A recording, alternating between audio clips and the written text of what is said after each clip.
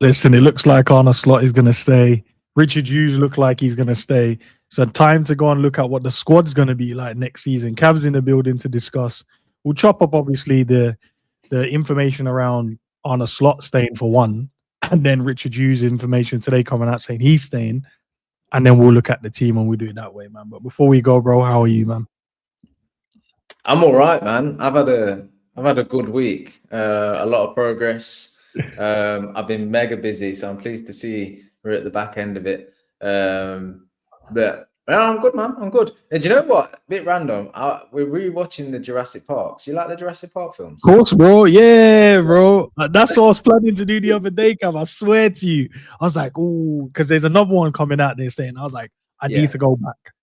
Yeah. So that's we're just looking for something to watch. The day I was messaging you saying, what films are good right now? We couldn't come up with anything. I said, you know what, let's just rewatch Jurassic Parks. I'm on the I've almost finished the third one. And that one's so forgettable. I feel like I'm watching it for the first time again. But they're good, man. Nostalgic, good films in their own rights. So I'm just working my way through them, living life, chilling, enjoying it. I can't lie, man. Sometimes when we stress out so much about everyday stuff, and then you realize it ain't that deep, There's so much more to be happy about. Well, do you know what though? I say that. I said to you the other day, I said, Khan, let's do a show, right? Let's talk about this Liverpool squad. I'm sick of these players. I don't want to talk about Slot no more. I'm sick of these players, right? I'm selling them all, and we crashed out a little bit, right? But I said, no, let's plan ahead. I can compose myself. We can have a reasonable conversation, right? And then I played football last night, right? Yeah. I played football last night. There was a moment I gave the ball away, right? Just bad control. Gave the ball away, and then the ball landed to an opposite player. He shot. I did the Van Dijk thing, right, where I turned my back.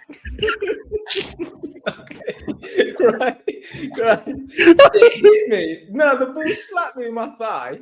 It took me to my knees. Everyone was like, "Yo, Gav, you're right." They thought serious damage was done, right? The ball just hit me and it was well hard, right?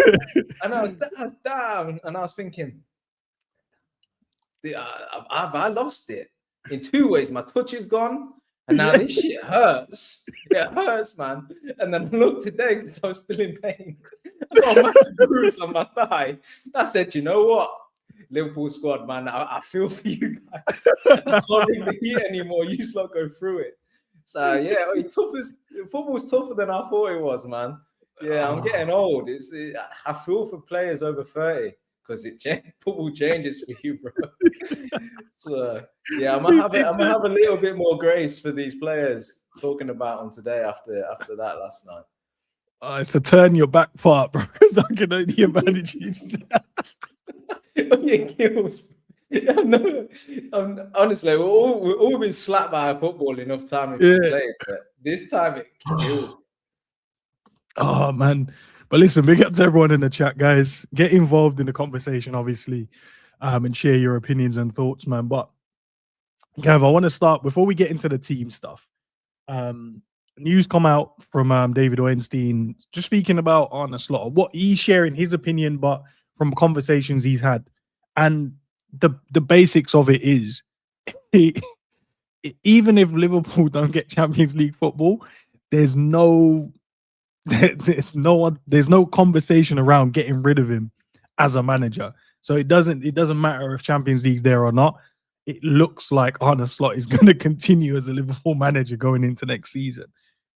And also, Richard Hughes had come out and said today that, I think it was Ben Jacobs saying that even though there is obviously links, Cav's gone, even there's links to I'll wait for him to come back. His internet probably cut out. But yeah, even though there's links with, what was the team that he's linked with in Saudi? But even there's links with them, he's going to be staying at Liverpool. You'll have to stop reaching 2-6. No worries, bro. I don't get it, guys. In terms of like where the club's mindset is, I'll wait for Cav to get back in. That I think everyone got happy. What I've realized earlier, everyone got happy when he heard like Richard Hughes going to leave, because Big up, bro. Because you think, right, a new sporting director comes in, is going to want to have his own type of manager or his own way of thinking when it comes to the football club. So you're thinking you get rid of, let's get Cav back in. You get rid of Richard Hughes, then someone else is going to come in as the sporting director, and then he can choose his own manager. But basically, Cav, it's like they've, I don't know if FSG or Michael Edwards, whoever you want to kind of use, they've gone Richard staying, Arne Slot is staying, and all I've seen is people going, "No, I don't believe it. I don't care. It's not true." And I'm like, they've been like drip feeding us that he's going to be here for a while. Him saying that he feels in a better space a week ago, to, you know what I mean? Him talking about with the transfer stuff, like, yeah, we're working on transfers. He also come out recently and said, obviously, we're going to have to buy to sell. The last time I heard that was Jurgen Klopp. So we're going to have to sell some players to buy. Where's your head at with that, with these two staying? Because these two are the reasons where we are at the moment. One doesn't want to get rid of the other one, and the other one is just doing what he feels like doing. I think from that roundtable, we were told basically that this guy's going to be staying beyond this season. Well, they all would be. They're in it together, band of brothers and all that. I was thinking about this driving home earlier on today. Yeah. I think when you like take a real big step back and look at it with a wide lens, right? You think about the club and FSG, and you'd like to think that they would be looking at Liverpool, and they've clearly got a model, and that's sustainable. Yeah. That's buy to sell, and that's brought them success, and they're going to stick by that. What reason would they have to change, right? But they would probably be looking over like a 3, 4, 5 year period, you'd like to think, in terms of where the club's going. And at the point in which Klopp revealed he was leaving, they'd have set out a plan. And the plan was obviously these three guys, mainly Hughes, Edwards, and Slot, right? Bring them in, get over Klopp leaving and the impact of that, and bring the manager in, slightly different philosophy, recognize players that have served as well are getting on in their years and they're going to move on. We need to freshen up the squad and all of that. And it's a transition. And they'll probably look at it and go, these guys have on 3-year deals. In that time, they've won a league. In that time, we've got rid of some of the older players or players running out of contracts. We've brought in some new younger players on 6-year deals. And they'll probably consider that as a bit of success. I mean, we're not going to win anything this season if we finish in Champions League football. They'll probably be looking at this point in time going, one good year, not so good other year. But in that time, we've moved forward in our transition, right?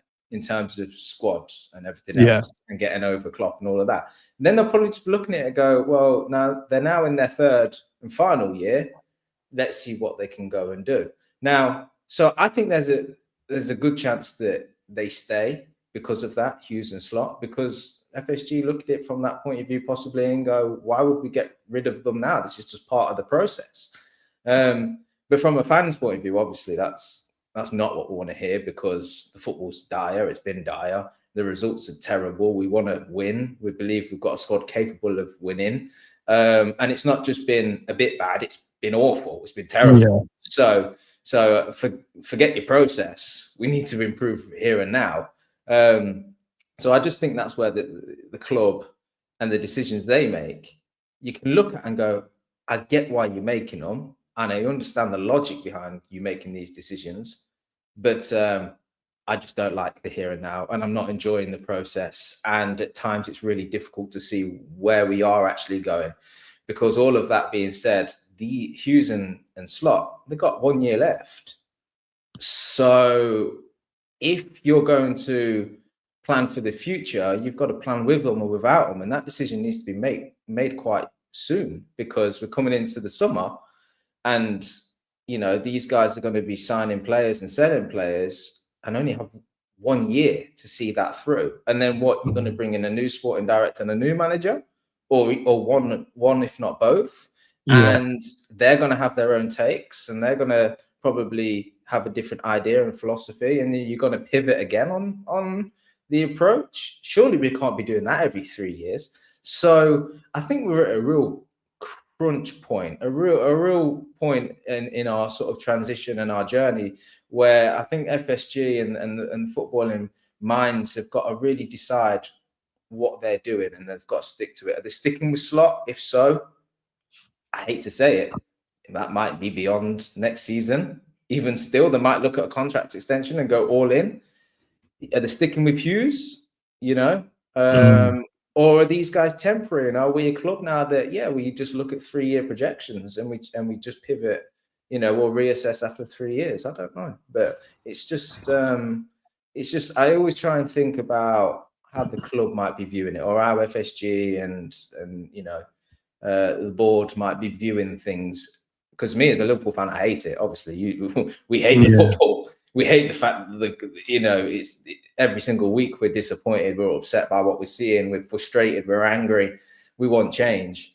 But then you have to remove yourself as the fan and try and think about how the club might be viewing it and why they're sticking with this guy. And I can see reasons as to why, but that doesn't mean we necessarily agree with them. No, it's true, bro. And I was even thinking as you were speaking then about if we finish the season strong, don't think we will, but if we did, and you finish the season strong, you get a breather from Liverpool, you go into the World Cup, try and enjoy that to the best of your ability, whoever you're supporting, and it's like a reset happens. For me, I was just thinking then, would I still be as mad, or I will be looking forward to the pre-season, seeing what players we potentially could be signing, who might go, what young player might get the opportunity, what young player might come in, or little things like that, and kind of a reset in my thinking. Would I still be mad? I was just thinking that, would I still be mad if Arne Slot was still the manager here? And my honest answer, as it stands, like right now, I think yes, but then I think I know myself. If I finish watching the World Cup and I go, and I hear maybe a signing that I think would massively help the team, maybe I'll start rethinking, just rethinking overall. And I think some Liverpool fans might, not all. I think it's kind of long. I think the distance between the thinking of the fans and the manager right now is separate. And I think for them to get the fan base back on side, they have to do something similar to what Man City do at the end of the season, where the owners would come out, or a spokesperson will come out and lay out plans of where we're planning to go for the next season, to give a bit of clarity. And I think for me personally, it's more the uncertainty of what we're trying to do. If you just blatantly said to me, Arne Slot is the manager, Richard Hughes is the sporting director, what can I now do? It's done. That's what you've decided to do. Then you've lined out, right, we want to play an attacking brand of football. Cool. Now that's the expectation of going into next season. I need to see that. So that means I'm thinking, right, your signings will show that. So if we're gonna play an attacking style, I need to see some brilliant players that you think could massively help, but also bring in someone that you think when the plans break down or when the system breaks down, there's someone there to protect the anchor, there to protect the team wherever. If you do that, then I can go, do you know what? I might not like what we did last season, but okay, this is what you're planning to do. Let's see what we can do. And we can go from there. But it's the uncertainty. You don't know what we're trying to do. You don't know if he is the manager, that he's not the manager. Like the reports are saying, based off of Einstein, that look, he is going to be here. That's the guy. It doesn't matter about Champions League football. And say if he does get Champions League football, he finishes third. We're only 3 points off of United, which is crazy to me. And I feel like we've gone for a wormhole or something, because I'm sure Man United was way further ahead than this. Yeah, it's great. It is crazy that if Liverpool win, we'll be in third position, and if we finish the season in third, in a way, we hate it because we want to win the league. We don't want to finish third. But after the season we've had and the football we've seen, and a week on disappointment, to finish third, they can turn around and go, in a transition season, losing your top goal scorer, your top assist, and everything that's gone on to finish third. Some might consider that as a little bit of a success. And we would hate that. But you can just understand the argument if that was posed to you. That's the thing, And I asked you the question the other week. I said, set your feelings aside about Slot and what's gone on this season. Yeah. If Salah leaves and Endo leaves, and Sesic leaves, and all these things, right? All these players where Robbo leaves, and the obvious ones that are going, they're gone. That's it, right? Mm-hmm. If he brings in two pacey wingers, young pacey wingers, let's say he brings in Anthony Gordon and Diamonde, who's the names that have been touted around. Yeah, you've got Leone that comes back in. You've got Jacquet that comes in. You've then got a year of Frimpong, Kirkes, Wirtz, Isak, and EKITIKE settled. EKITIKE, obviously, shame he's going to be out till next year now.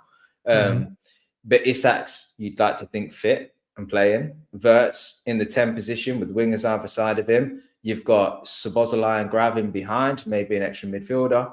You look at that squad build, and then I pose the question to you: what faith do you have in Slot then with that squad and that makeup being successful at Liverpool? And that's the question that, I'll be honest with you, I get torn a little bit on, because as a person, I'm like, players have let him down this season. There's no doubt about it, but he's been shit as well. Everyone's culpable for something, right? But like, I watch certain games and I watch players do things like not making a 5-yard pass, not seeing the obvious pass, turning their back when they should be jumping out and blocking shots. Yeah. I'm seeing them turn back and play the safe ball instead of playing it in field. I'm seeing so many decisions that are made by players on and off the ball where I'm like, I can't really blame Slot for that. I could maybe label a little bit down to motivation and confidence that he perhaps doesn't give the players, but there's just some really basic stuff that the players aren't doing well. And I think then if you have the reset in the summer, like you suggest, and you go fresh next season with some younger, hungrier, pacier players, what does that look like with Slot? And for me, I'm like, I live in a little bit of delusion, perhaps, in the fact that I think maybe he could do something with that, because he ain't a mug and he ain't stupid, and he did play his part in the league last season, and the stats and Hughes brought him in for a reason. They seen something, So I'm just thinking, if you gave him them few more tools, could he?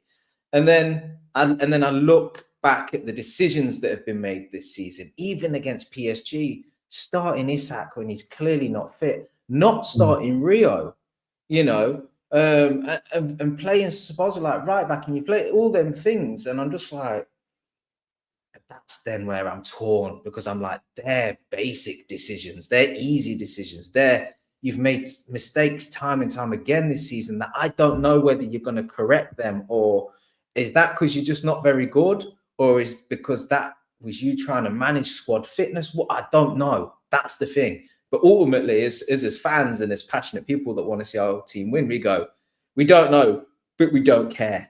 Change it. Change it. And I'm just like, it's tough. You offer me Luis Enrique as a manager starting next season, yep, done. No questions asked. Yeah. You offer me Pep, no questions asked. Yes, done. You offer me Alonso, I'm thinking I could back that, because I think if Alonso comes in, instantly the fans are a bit happier, a bit more motivated, a bit more oomph into the season. I can go with that. And then I'm looking outside of that and thinking, I don't know what other managers I'd be particularly happy with. So look, I do think, yes, Slot needs to move on. I don't think he's the guy. He's certainly not long term, but I don't want to just land on that and not ask ourselves them types of questions, Yeah, it's the deeper thinking, the deeper thought. Because as I said, the easiest option is Slot out, get him out of here, not good enough. But you also have to factor in players underperforming, simple things in games where we're watching it. As I said, for the way we set up and approach games, 100% down to him. But even with those ways that obviously there's a handful of games where we look like we're not even a part of the game of football. The PSG game is the most recent one, where you just go, they're just better tactically. Their manager is better, and as a squad and as a team, they've outclassed us. But other games this season, I'm just like, what? Like, how will you guys miss the chances I've seen you miss? How can you not connect the simple passes that I've seen? You get into the right areas and then you just make the wrong decision. And I'm like, yes, you can always critique him for maybe the approach in the game, maybe the style of what we're trying to do. he's not the reason why, Kirkes is making these overlapping runs and Gakpo's not found him once, like not even looked at him. When you're like, if you just give him the overlap, someone's going to be there for a tap in. Literally, that's the whole reason for it. Salah on the other side can't really get past his guy, not really hitting the heights he hit last season.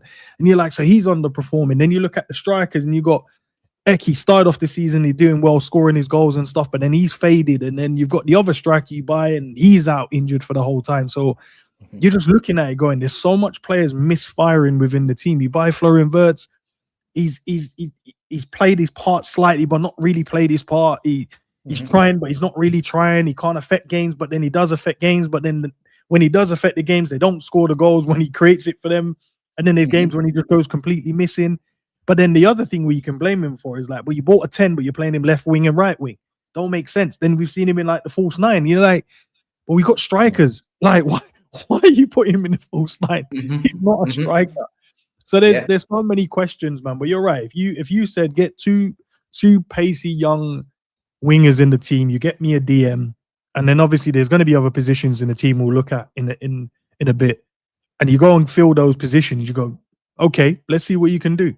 And the problem he has is, and it's harsh, isn't it? Because that first 6 to 7 months of the season, Liverpool played some really good football.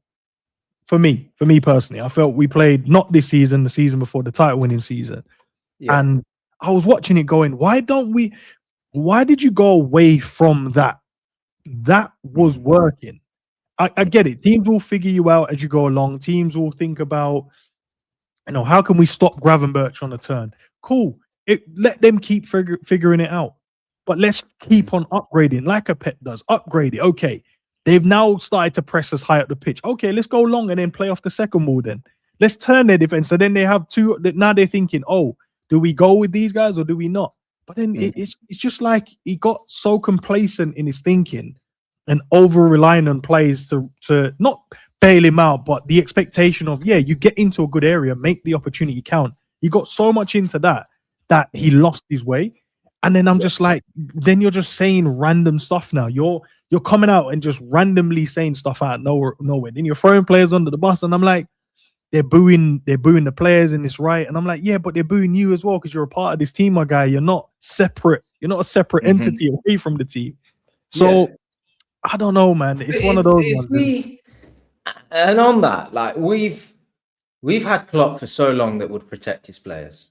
It felt like, he would never criticize them. He'd always take responsibility. He shielded them. And he stayed loyal to players. And when we played youngsters, you felt like they could, perform at 20% more than they were capable of because they had a manager, that backed them. That's what he gave you. And I remember during them times as well, fans also criticizing the loyalty and criticizing the fact that he shields players and saying, "Look, just if he's shit, just say he's shit." Like, we wanted a bit more of that bluntness, and now we've gone full swing 180 the other way, where our managers are a bit like too honest, and we're a bit like, "Oh, you need to protect the players a little bit because now it's you and them, and you're not a joint up unit." And then we as fans also don't feel connected to you. So we're all divided in that respect. And therefore we can't pull in the same direction, And that's what we've got with Slot. So, even when we won the league last season, I didn't really feel that connected to him. I remember feeling a bit cringed out when he was celebrating the league title because it was just a bit like rocking around in his white shirt. And it was just like, nah, it's just don't feel right. It don't connect. It's a bit strange. But that's him. That's his personality. You can't criticize that too much. He is what he is. But I just think that and I've said it before, I've seen things from this group, mentally especially, and I worry if we got rid of Slot. Well, sorry, I don't worry. Let me rephrase that. Slot goes and we bring the next guy in. I worry that when they go through a tough period, that these players then let that manager down as well. Because I'm convinced that there were periods under Klopp where the players underperformed. They had a bad mindset. They had a bad attitude, and Klopp had to drag them. He had to fire them up. and with the support of likes of Milner, Robbo, and Hendo to sort of set those standards, it was a group of players that at times were not always motivated and not always firing and not always moving the ball with a quick tempo. At times they were lethargic, they were tired. You know, would rock up on a 12:30 kickoff on a Saturday, and it was just like, yo, where's the energy? Where's the motivation? We're going for a league title here, or we're going for top four here, and it weren't there. And then you'd have Klopp on the sideline, you know, his jaw was swinging and he'd be fuming and he'd be barking.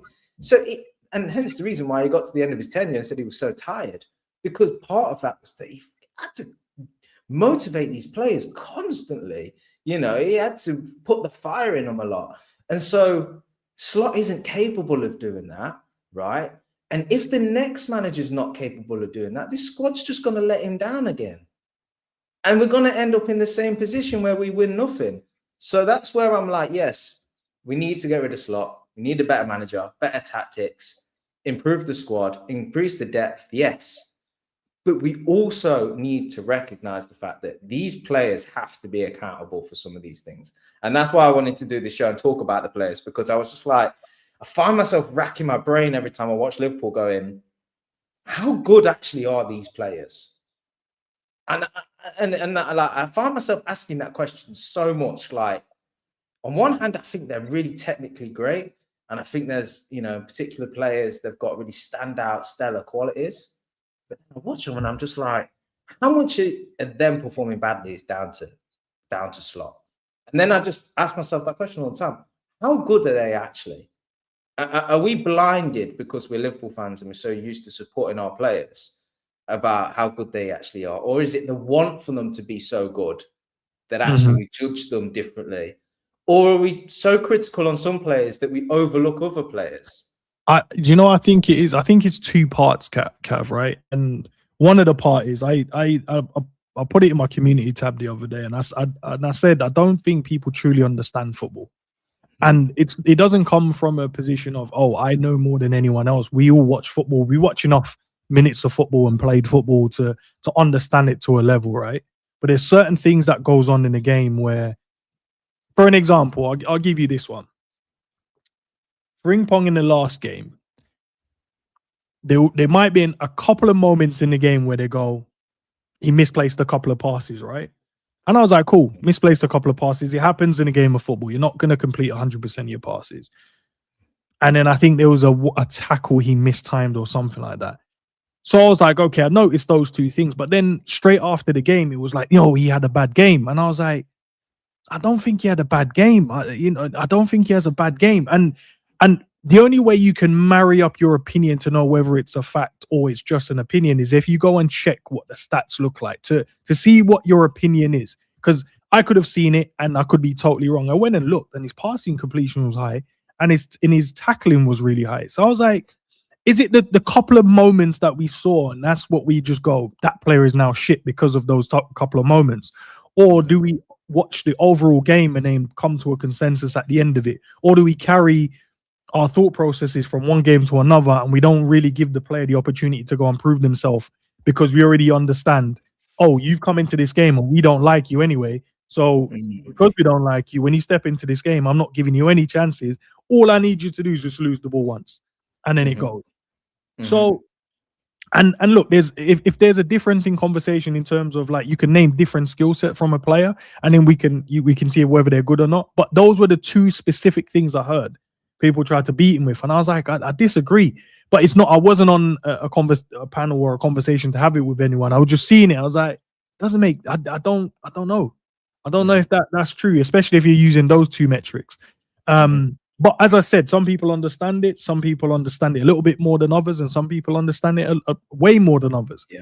Even though it's one of those sports where you can educate yourself as much as you can because there's so much games of football. There's so many videos tactically that you can go and watch to make yourself better equipped to have better conversations. But I feel like in general, and I'm not expecting everyone to do that. I'm just saying in general, I don't think many people truly understand it. I think we make it very simple, which is fine because it is. It's 11v11. We have one football. We're trying to score in either end of the goals. Team has midfield, defense, and a goalkeeper and some strikers. Both teams has a manager and some coaching staff, and so we know the basic. But the setup and whether a player is having a good game or not. That does the result mean that everyone had a bad game? So it's always, but yeah, we'll definitely get into that. Do you know what? And like I fall into that trap as well. Like I think I said to you the other day. I don't 1 know second, if I'm Cap. being Keep like, that thought. Keep that thought. Let me just change because G wants to join in the conversation as well. So keep that thought. Big up, G. Yeah, sorry, Cap. Go ahead. Big up, guys. Big up. I was just saying, you know, because I consider myself as a bit of a passionate fan, right? And I don't lose my head during the games, but I get so incredibly frustrated at people when they underperform. That incredibly frustrates me. I'm the same at work. I'm the same at every walk of life. I'm like, if you're gonna do something, do it right. Give you 100%, or don't do it at all. That's just me, right? And so in a season like we're having, I find myself being hypercritical. And I think I said to you the other day, I'm like, I'm watching the first 5 minutes of these games, and every single first 5 minutes, I'm looking at Ryan Gravenberch and I'm going, wrong decision, wrong decision, wrong decision. And I talk to myself. I go, yo, Cav, this first 5 minutes, that's how Grav starts getting. Like, just relax. PSG was a perfect example for me, though, to use this as a bit of like an example. First 5 minutes, turns on the ball, gets caught out. Plays a sideways pass, should have been a forward pass. Carries the ball, should have laid it off. And I'm just thinking every action's wrong, wrong, wrong, wrong. Now that's bad coaching, that's not in-game intelligence, whatever it is, right? As the game goes on, he really progressed in that sense. And I personally think it's because he realized we were chasing the game. He realized we're running out of time. We've got to attack now. So almost the decision-making was taken out of him. It was almost, I'm getting the ball, I'm going forward. It's just how I'm going to do that. It then became instinctual. I'm going that way. And it's instinct how I'm going that way.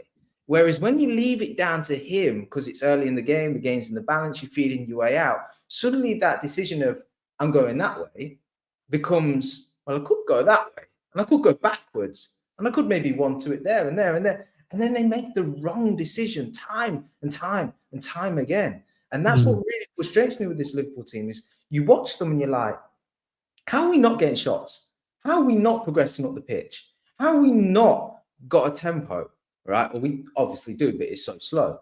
How have we not got patterns of play? How have we not got link up? Why are we not seeing 1-2s? And it's just like, because the direction of travel for Liverpool has always been, that's where the opposition goal is. Get up there as quick as possible and stay up there.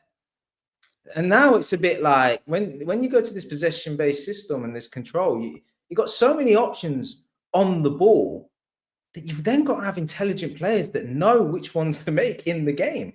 And that's why, for me, Gravenberch in performance improved yesterday because the direction of travel as the game went on was like, we've just got to get forward. And then you see him driving through midfield, carrying the ball, players bouncing off of him. I'm like, that's the player I want to see. You're capable. We're not talking about the fact that you're not capable. You are. But you need direction. This team needs direction, right? It needs to be told, yo, we play attacking football. It's not acceptable you play a sideways pass every time. It's not acceptable you can't play a 5-yard pass, right? And it's not acceptable that this football, there's 50 passes that have been made in the past minute in our own half. Get that bloody ball forward. You know, that's what I'd be screaming at these players because it gives them direction. It gives them, shit, I've got 2 seconds on this ball before I need to make a pass. And that pass has got to be forward. Or at least if it's going sideways, it's freeing up an option to then get forward. You know, and that's what evolved in yesterday's game. And that's how we managed, for me, that's what momentum does. And that's what direction does, right? And the game told us that we had to do that. But that's what we need to get back to. And that's where I just think like players at Liverpool, I question how intelligent they actually are. Because I looked at that PSG side and yes, they've got a good setup and they've got options. And the one thing these teams, Bayern, Real Madrid, PSG, all have over Liverpool is they have runners off the ball. So they've always got options for going forward. But you look at João Neves in there and you look at Vitinha and stuff. They looked incredible because they just turned on the ball and played the right option every time. Sometimes it was silky. Sometimes it's off the chest. Sometimes it's off the shoulder. But more often than not, it was just the right thing to do. And then therefore it was progressive. And I just feel like Liverpool players, they ain't got that. And that bit does come down to coaching, I will admit. But in the game, find myself looking at these players going, "Fucking, I play football with like ex-semi-pro lads that I've not seen them make these kinds of mistakes." Now, watching your professional footballers, you can't control that. You can't connect that 5-yard pass. What's going on? You know, that's why I constantly find myself torn between how good are these actual players? That's what I'm constantly asking myself. How good are they actually? Or how much is this down to bad coaching? And I think it's a real tough question to ask. Gee, maybe you can do it better than I, but I just don't know. That's the truth. I just don't know. You're asking the right questions, though, Calvin. You're asking the right questions, bro. Is it the players that's not good enough, or is it the coaching that's not good enough, or is it a bit of both? I think a large part of it would be down to coaching. I think we can all agree on that, right? I think a lot of the mistakes that we make and a lot of things that we want to see from this team and don't, I think it stems from the work that isn't being done on the training pitch. Do you think from that aspect, right? If these, I always think about this. If these lads were, I don't know, like we've just had to start from scratch, and these are like 15 to 21-year-olds. They've got a few seasons on their belt, not seasoned, not really been around and done it at the best levels. Then I could accept, yes, you need the coaching, of course you do. But also you still need to do things on your own as well. You still need to make your own decisions. And I feel like these guys, I don't know if they're robotic or not, but they're fully involved or indulged in, you need to tell me what to do or I don't know what to do. And that's why when you watch Rio Ngomoa plays, he plays as if no one's telling him what to do. He's playing with the free flow, free of mind. I'm going to do what I want to do, or I'm going to do what I think I need to do in these moments. He might lose the ball a lot, but he's going to lose the ball actually attempting to do something instead of losing it, doing nothing. There's times when they receive the ball and they stand on it and they go to run. You're like, then they're losing. You're like, but I know you weren't trying to do nothing. you weren't actually, you've lost it. At least if I see Rio do a step over, shimmy, and then go byline, I know he's trying to take the defender to get across. But if he nicks it, then maybe we get a corner. And if he gets by him and he kicks him, then we get a penalty. So I can accept you losing the ball because I know you're attempting to do something. But it's a very, very interesting. But what about apparently Mac might be sold this summer.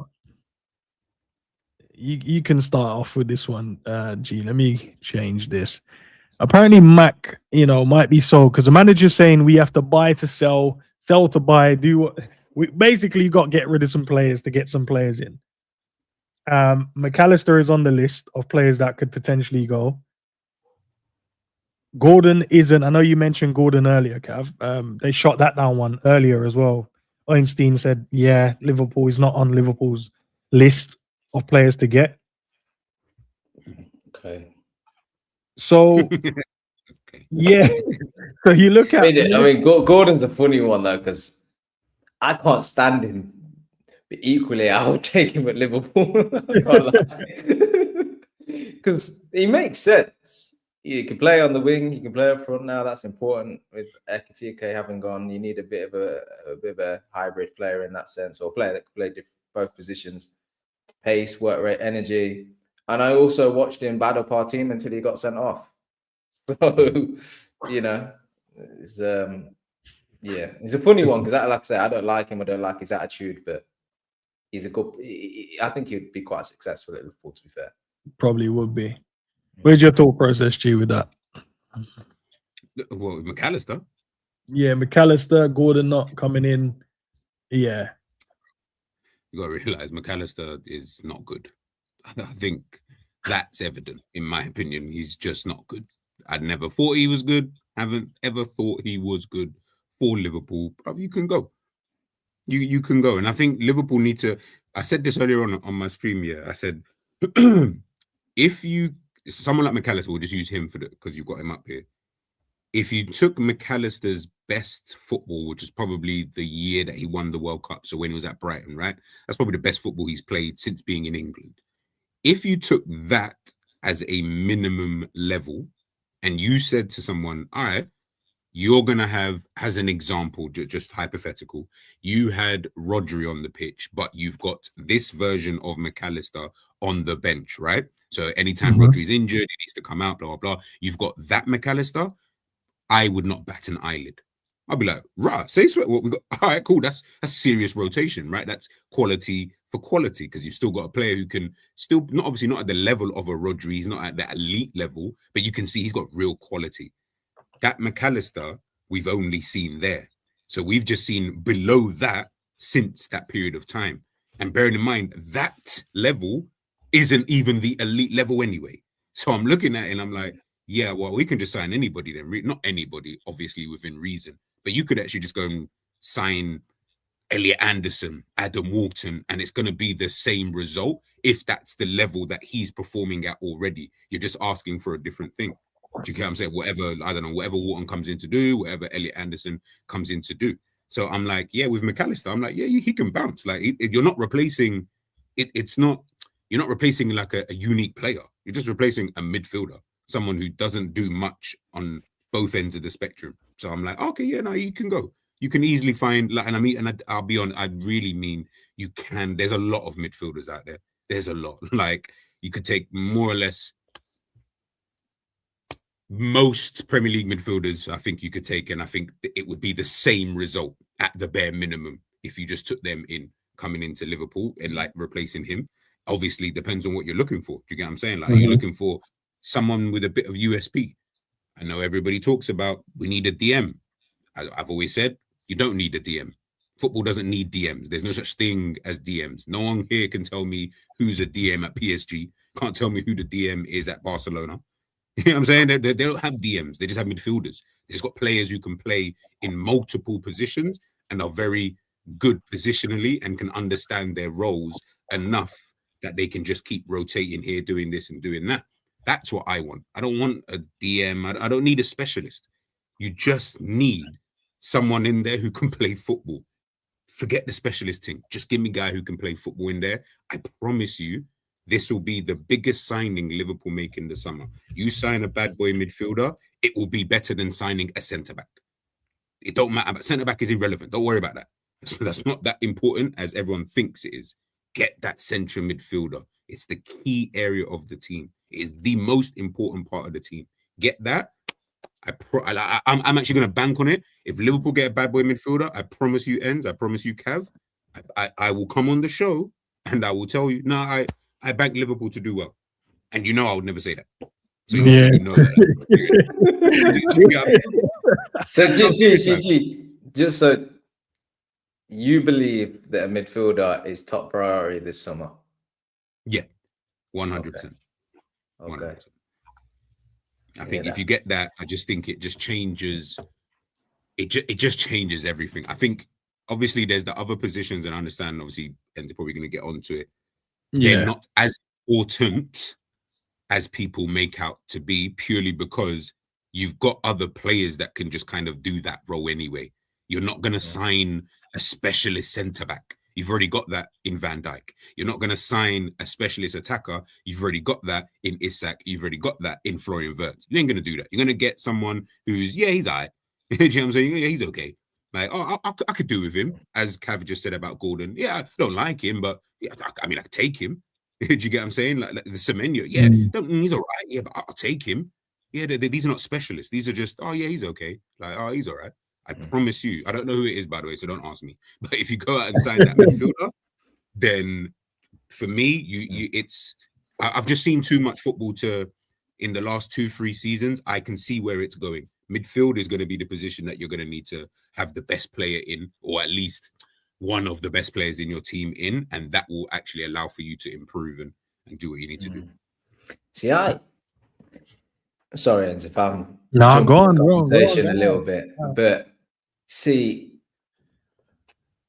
I disagree that a midfielder is the most important position for us to sign. I think you could put Vitinha and João Neves in our midfield. If you have a blunted attack and no forwards ahead of them that run in behind and stretch the opposition and give them options forward passes, as well as working hard and tracking back, I think they're nullified. I don't think that there's only so much they can do. After a few games, they will resort in passing sideways and backwards. You know, because I've seen us play with Jordan Henderson in the midfield for ages, where he would just literally, he'd have his back towards the opposition goal or side on, and he would receive the ball. And how many times have we seen him just do that hoof curve ball forward into the channel? Probably to no one at times, because as a midfielder, he didn't have the intricate technical ability, shall we say, to be able to do the neat and tidy tiki-taka stuff in midfield. So he's like, you know, my out ball is either backwards, but I don't want to keep going backwards. So I'm putting it in the channel and I'm getting us up the pitch one way or another. And if someone gets on the end of it, great. I know I've got William Runners and Mane and Salah up there. Brilliant. If they don't get there, we're up the pitch now. And if I tell you what, worst case scenario goes out for a goal kick, we can reset. I back them to try play out for the back. We'll pressure. If you want to hoof it forward, I back my defenders to head it back out. So I've seen him do that time and time again. And at times it was so frustrating because it was a bit like, stop hoofing this ball. And now I'm kind of a bit like, do you know what? I take McAllister spinning on it and hoofing it forward to give us a chance of getting up the pitch. Do you know what? We walked away from yesterday with 2 shots on target. No goal scored over 2 legs. I tell you what, let's just start at the basics, lads. Can we get the ball up that end of the pitch so it gives ourselves a chance to score a goal? Just shoot. That's how it feels at times. So I'm only saying this because I'm a bit like, you have to have willing runners at the top of the pitch, players that are willing to run off the ball to give you an option to the player on the ball. Liverpool have been without that. Salah stays on the right, ball to feet. Gakpo stays on the left, ball to feet. EKITIKE up front, drops deep, ball to feet. Florian Wirtz up top, ball to feet. There is not one player that runs in behind, tries to stretch the pitch. You've seen it with Isak when he got caught offside in yesterday's game, right? But obviously he's been injured most of the time this season. I think even the Spurs goal he scores is where he goes, he's in behind the player and he slides it to the right, obviously then gets the injury. We just don't see enough of it. And there's not enough players that are willing to do it. And I even fear for Rio in the sense that he gets the ball and he's standing the player up, his face on, which is great because you see how great Elise is at it and it gives you the options of what to do. But he's always starting from a standing start. I would love to see a development in Rio where he runs in behind and he's at the back stick and he's actually making so many better movements off the ball to give himself actually better chances than if he just gets the ball to feet, squares his man up, and he's got to beat his man to then get a chance to create a shot away. So coming back to it, for me, I think the most important thing Liverpool can do this summer, is sign a player that is a willing runner in that forward line to give your midfielders a chance of actually getting the ball forward. And that's where I'm like, I'm not saying, look, that's going to make McAllister any better, but I just think the midfield could be helped by having an option or being able to progress the ball forward or having someone we've got players that are intelligent to find space between the lines, but then they turn and they look up and they've got no one's passed to. They're actually he's actually the most advanced player. So it's like, what? I'm going to have to beat 2 centre-backs now and get a shot away. That was brilliant when we had Jota and Nunes because they were players that were just like, I'm just running that way. I'll bundle the ball in if I have to. But you need runners off the ball to give midfielders a chance. And that's where I would just pip the forward line position as a bit higher on the priority over the midfield, to be honest. No. Listen, you said that perfectly. I wanted to ask I know you might want to move on quickly, but I did want to ask quickly, do you think that the reason why, like, I think you two mentioned about pacey wingers, and I asked in the chat about, like, why do we feel we need the pacey wingers? So the reason why I asked that is because do you think obviously ENDZ is saying that the manager's going to stay now, so he's staying. It looks like we just got to get used to that, right? If it's ARNE Slot with the way that we think we know he wants to play, right? Do you think he wants that though? Like in everything we've seen thus far, let's go back to last season and this season. Do you think that he's actually looking for, I want to play a football that requires me to have almost, I'm not saying no pace, by the way, obviously the players will have pace, just not in the way where he's like, I need them to always kind of get in behind, and the reason why I asked that is because I feel like he don't want that. He wants. That's why he's so calm with like a Gakpo and a Salah at like more than a Rio. Hence why I don't really feel like Rio is going to be a player that he plays anyway. That doesn't really suit the football that he wants, in my opinion, which is I need it to be controlled. I need it to be, we can, if we've got the ball, that means we're technically in control, right? If you've always got the ball, you're technically in control of proceedings. Rio doesn't bring that as an example. What Rio brings is, yeah, I've got the skills, I've got the trickery. I might lose it though 9 times out of 10. I might or 7 times out of 10. That doesn't give me control because then it means we're constantly having to defend or defend in a certain position, etc. Whereas if I get whoever, I don't know what players that people want to sign, whoever, Diamonde, whoever it is, right? If I get these kind of players, or if I just get a different type of player, yeah, that kind of EKITIKE, that suits me. Yeah, he's drop deep, link up with Verts. Forget the going, no, I need these two to link up and, do this and do that. Do you get me? Salah obviously can't run in behind, but guess what? He can keep playing. Do you know what I'm saying? Because he can at least pick out a pass when we need him to pick out a pass because of the quality that he's obviously got. Florian Wirtz, he must love it. Someone who drops deep and can go, bro, that must be like a dream to him because it's almost 2 positions in one.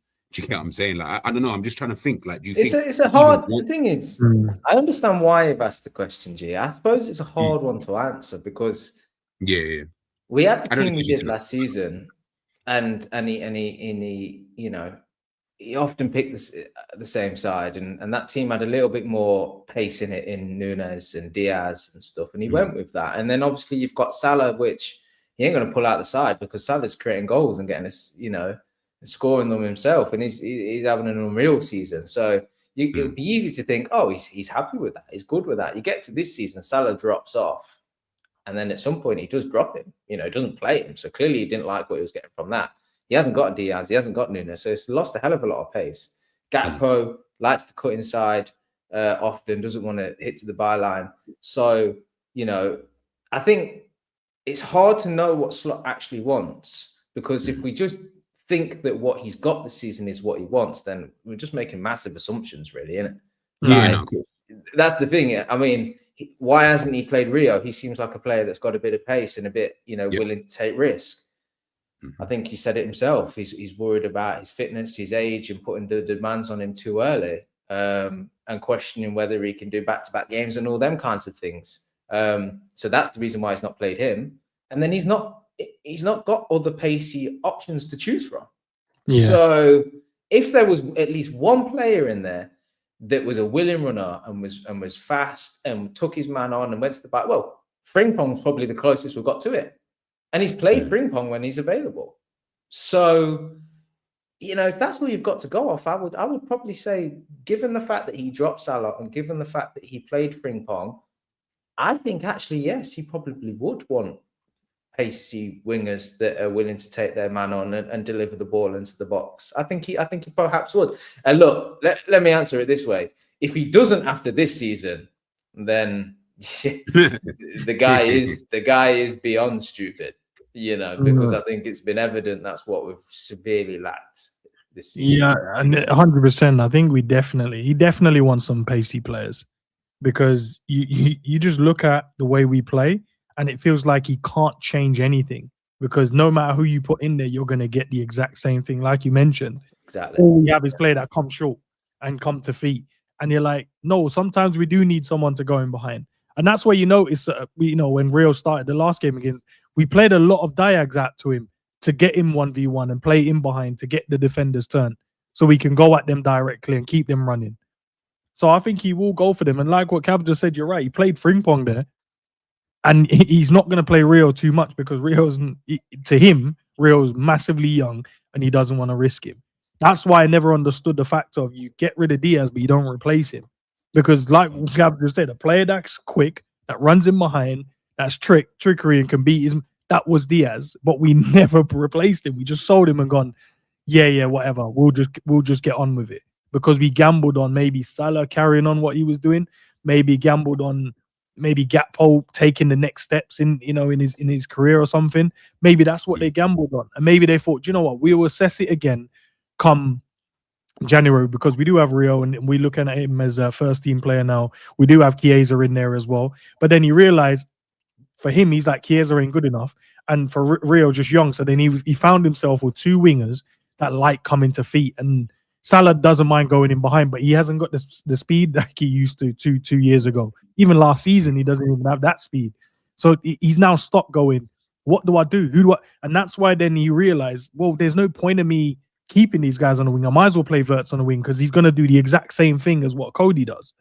Mm-hmm. Do you know what I mean? And then he put Frimpong on the other side because he thinks, okay, at least we got one side coming short and we might have one side going in behind. And then throughout it, he just like, well, it's still not good enough because that's not Frimpong's job. That's not his role. That's not his style. That's not his position. So then he's trapped. And that's why I didn't understand in January, why didn't we go and get Semenyo? Because that would have massively helped taking us opening the game up a little bit. So the toughest thing. That's the toughest thing, isn't it? That January transfer window was I don't know what to say, because I think a lot of us sat here at the start of the season when, okay, Salah gives us the same, if not a little bit less. Gakpo gives us the same, if not a little bit less. You lose Nunes and his contributions, you lose Diaz and his contributions, but you make up for them with Isak, EKITIKE and Wirtz. Most of us were sitting there going, we'll be fine, if not better than last season. And then what happens in the fullness of time is exactly what you said. Salah drops off, Gakpo drops off, Isak gets injured, EKITIKE and Wirtz are struggling to find their feet. They've got no runners in behind, they've got no chance creation, and ultimately, like you say, everybody's a clone of each other. No one's offering you anything different. And you are trapped. That's why you get to January and it was like we were screaming out for Semenyo. It was so obvious. A strong player that can hold the ball up the pitch, can run with it, both-footed, will hit the byline, can cut in, experienced in the league, gone on, as we've seen now at Man City, and contributed so well. It was staring us in the face to make that signing. And then we didn't. And then we questioned whether they're back in slot or whether they even want him to stay on. Then they do the round table at the end of January and you think, oh, so you didn't back him in January when he clearly needed support with transfers. But now here you are making a statement you're going to keep him. This thing's messed. This is messed up. You ain't got to be a rocket scientist to work this shit out. We needed to sign someone in the January transfer window. And the only reason you could think they didn't is because they didn't have the funds. But now we're here. Now the latest reports are that actually Liverpool have done really well financially, in sort of TV revenue this year and what they've recruited from the Champions League and things like that. You're thinking, and he's coming out saying buy to sell, and you're just like, this stuff don't stack up, bro. Van der Vaart, I read out something yesterday when I was doing that video. Van der Vaart basically said he don't get it. What do you mean you need to buy? You literally spent 500 million and now you're saying that you got to buy to sell. Like, don't make it's like, don't make sense what's going on there. It felt like it was just a throwaway comment. It's like he tried to lower the expectations without telling us to lower the expectation, but then to build us when we go, right, bang, we've gone and spent 100 million on someone else. I don't know about you guys. You know what?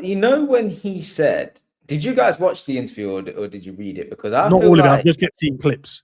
Yeah, I watched it right as it happened, and he said that we're letting Salah and Robbo go on a free, and then he raised his eyebrows on a free, by the way, and it was almost like he was making a point to the owners, like, yeah, what a stupid decision that is, letting them go for free. And now we've got to sell players so I can recoup some money. Like, we couldn't have got a fee for Salah, especially, Robbo's at the end of contract. But I could have done with a little 25 mil, 30 mil. Sure. It felt like he was, I'm not a body language expert, but it just felt like he was trying to make a point. And and it was a bit like, yeah, look how stupid we are for letting our players go on for a free again. And now we've got no money to spend, so I'm going to have to sell players to spend. Like, I don't know if that's self-preservation or I don't know what it was, but it don't make sense, because it's a bit like the comment you brought up a moment ago there, and where it's like, oh yeah, we had to sell 10, 11 players to sign 5 or 6. Well, you didn't. You didn't have to sell 10 players. Exactly. You could have offered them contracts. You could have kept them if you needed to. You could have extended them by a year. You could have done loads of things. And you also didn't have to sign 5 or 6. You chose to sign 5 or 6 money for bigger fees. No one said you had to go out and spend 120 million on Isak and 116 million on Florian Wirtz. No one said you had to do that. Because as far as I'm concerned, if you'd have spent 40 million on Morgan Gibbs-White this season, you'd have probably got more out of him than Florian Wirtz. So don't try, plead poverty as fans. You make decisions, right, to sign these big players. They ain't worked out. Now you ain't got much money. Well, boo-hoo you. I don't care. Sort it out and be a bit clever then. Do you know what I mean? It's just, why do they say these things? They think we're stupid enough to just be like, oh, yeah, do you know what? We're a sustainable club, though. And, yeah, we have got a sell to buy. And do you know what? We sold 10 players last season just to sign Florian Wirtz. No, he didn't. He didn't have to do that. No one put a gun to your head and said you had to do that. You moved away from your own model that made you successful. I don't remember us winning the Champions League and Premier League by going out and spending 100 million plus on players. So you decided to start to do that now, right?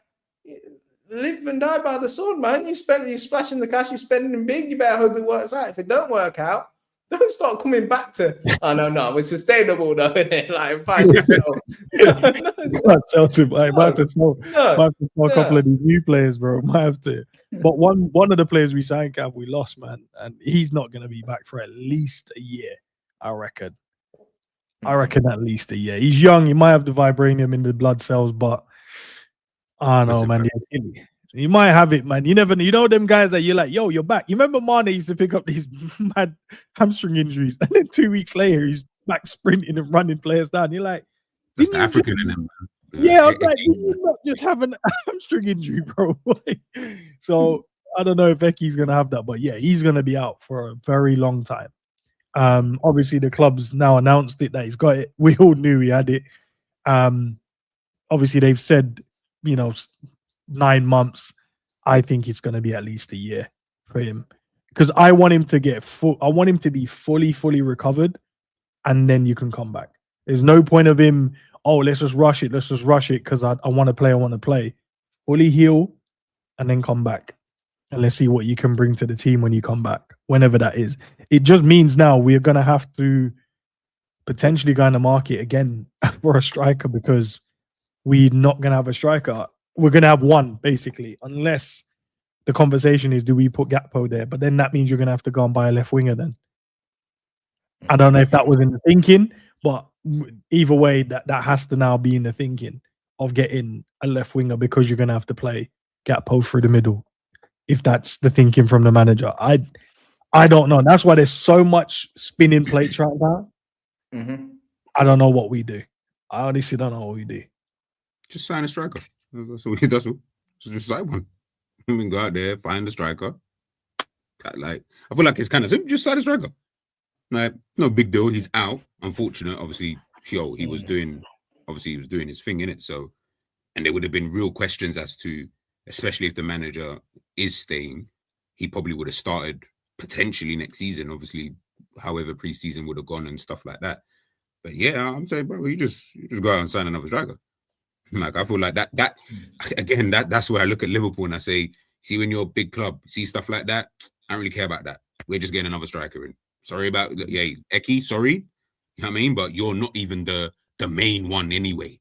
So we can't even, unfortunately, with the way obviously football works and business and money and stuff like that, we ain't got time. Like, you ain't Mbappe. You know what I'm saying? Like, you ain't Lamine Yamal, where we have to wait for you specifically to come back because you are the Don Dada of you ain't.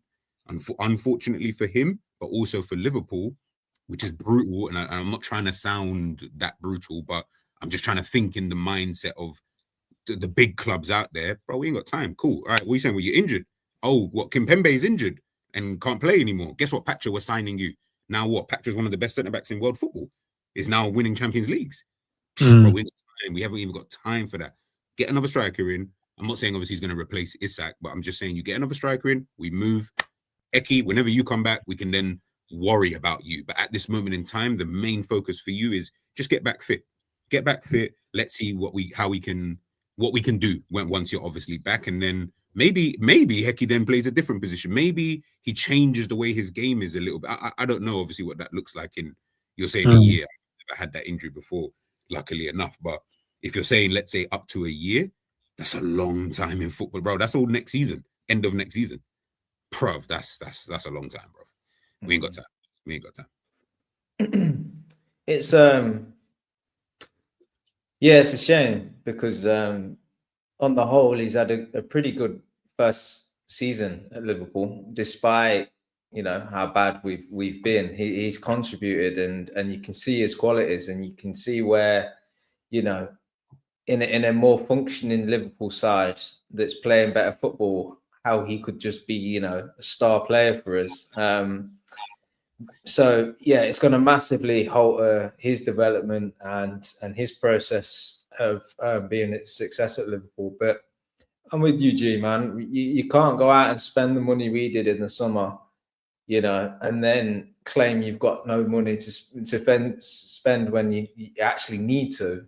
This is one of them situations where, yeah, it's a big investment in a player for one that you're not going to see on the pitch now, but you have to accept it for what it is, and you have to go out and sign someone else. You have to. Isak isn't reliable enough to stay fit and be your sole striker for the whole season. He just ain't. Even if he stays injury free, which is unlikely, he won't be able to do 60 odd games that Liverpool would hope to be in next season. And so you're going to have a backup to him. Now, Gakpo does an admirable job at times up front, I think. But again, I don't think that is enough. You're going to have to go out and sign a striker, I think. Or you sign two wingers and one of them's capable of doing a good job up front. It's just what you got to do. And Liverpool have got to go back to being shrewd. They've got to go back to finding players that you can sign at the 30-40 million pound mark that are just about to sort of blow and sort of hope that they do.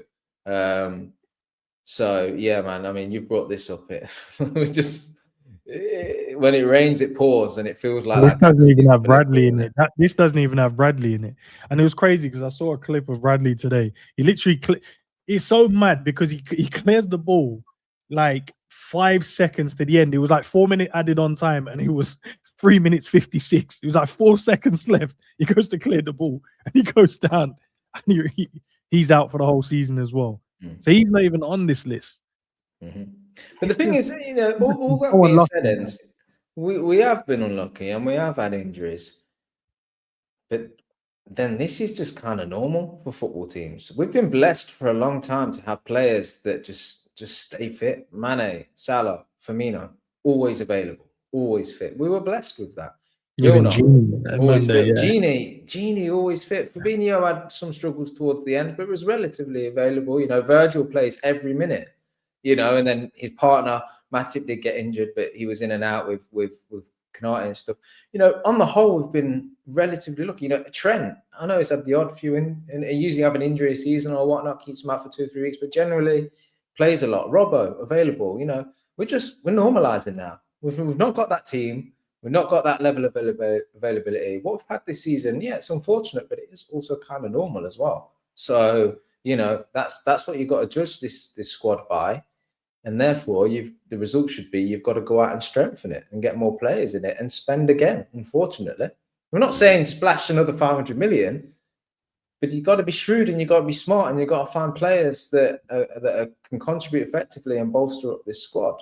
And the good thing is, after all of this, is Leone will be back.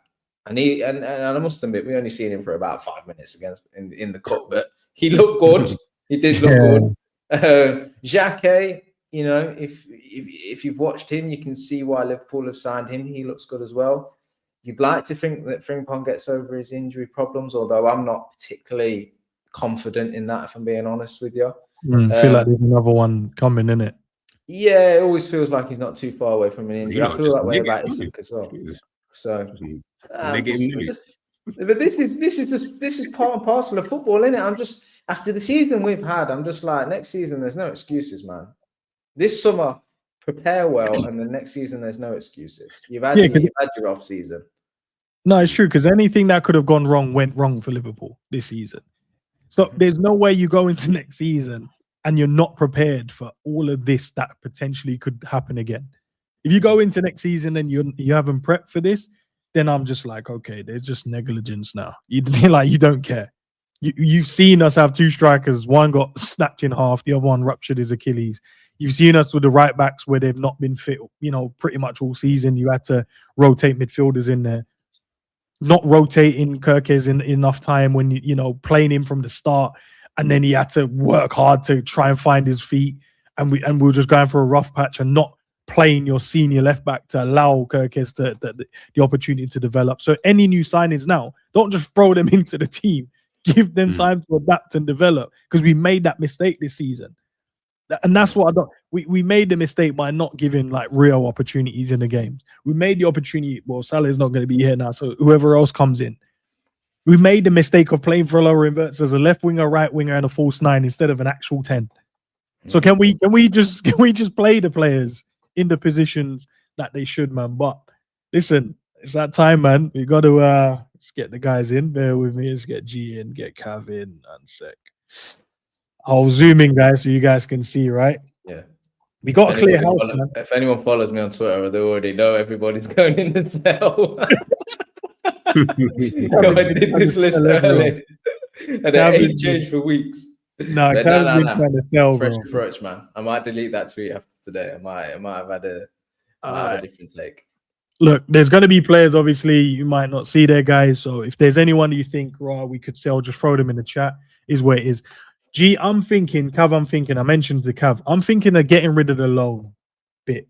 And the reason why I'm thinking of getting rid of the loan bit is I want to be cutthroat in terms of we need to gut the club, gut the team of players that, sometimes we're like, no, he's gonna, but they never do. Yeah. And I don't want us to put them in the loan category, because then we're just like, it's just a cop out, where we should be like, no, if we're gonna have to buy, we're gonna have to sell to buy, we're gonna have to get rid of these guys. Yeah. I don't know if I should, but then I also don't know how much space you can put players in. I don't know if you can put like 20 in a row, so I don't want to get rid of it yet. So what I'm gonna say, I'm gonna leave it there, but I don't want us to put anyone in the loan. Okay. Yeah. All right. All right. I just want us to just be open and honest. Is this player? Do you believe this player could make a massive difference next season, or do you think we're just wasting our time at this point? So please stop doing this with G. All right. Let's go.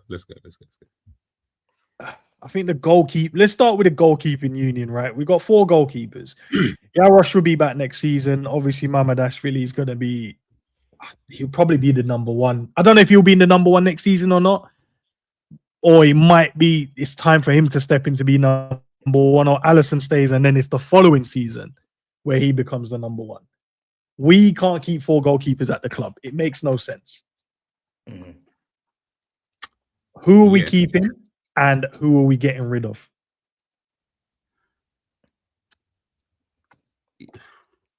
No, I can't go.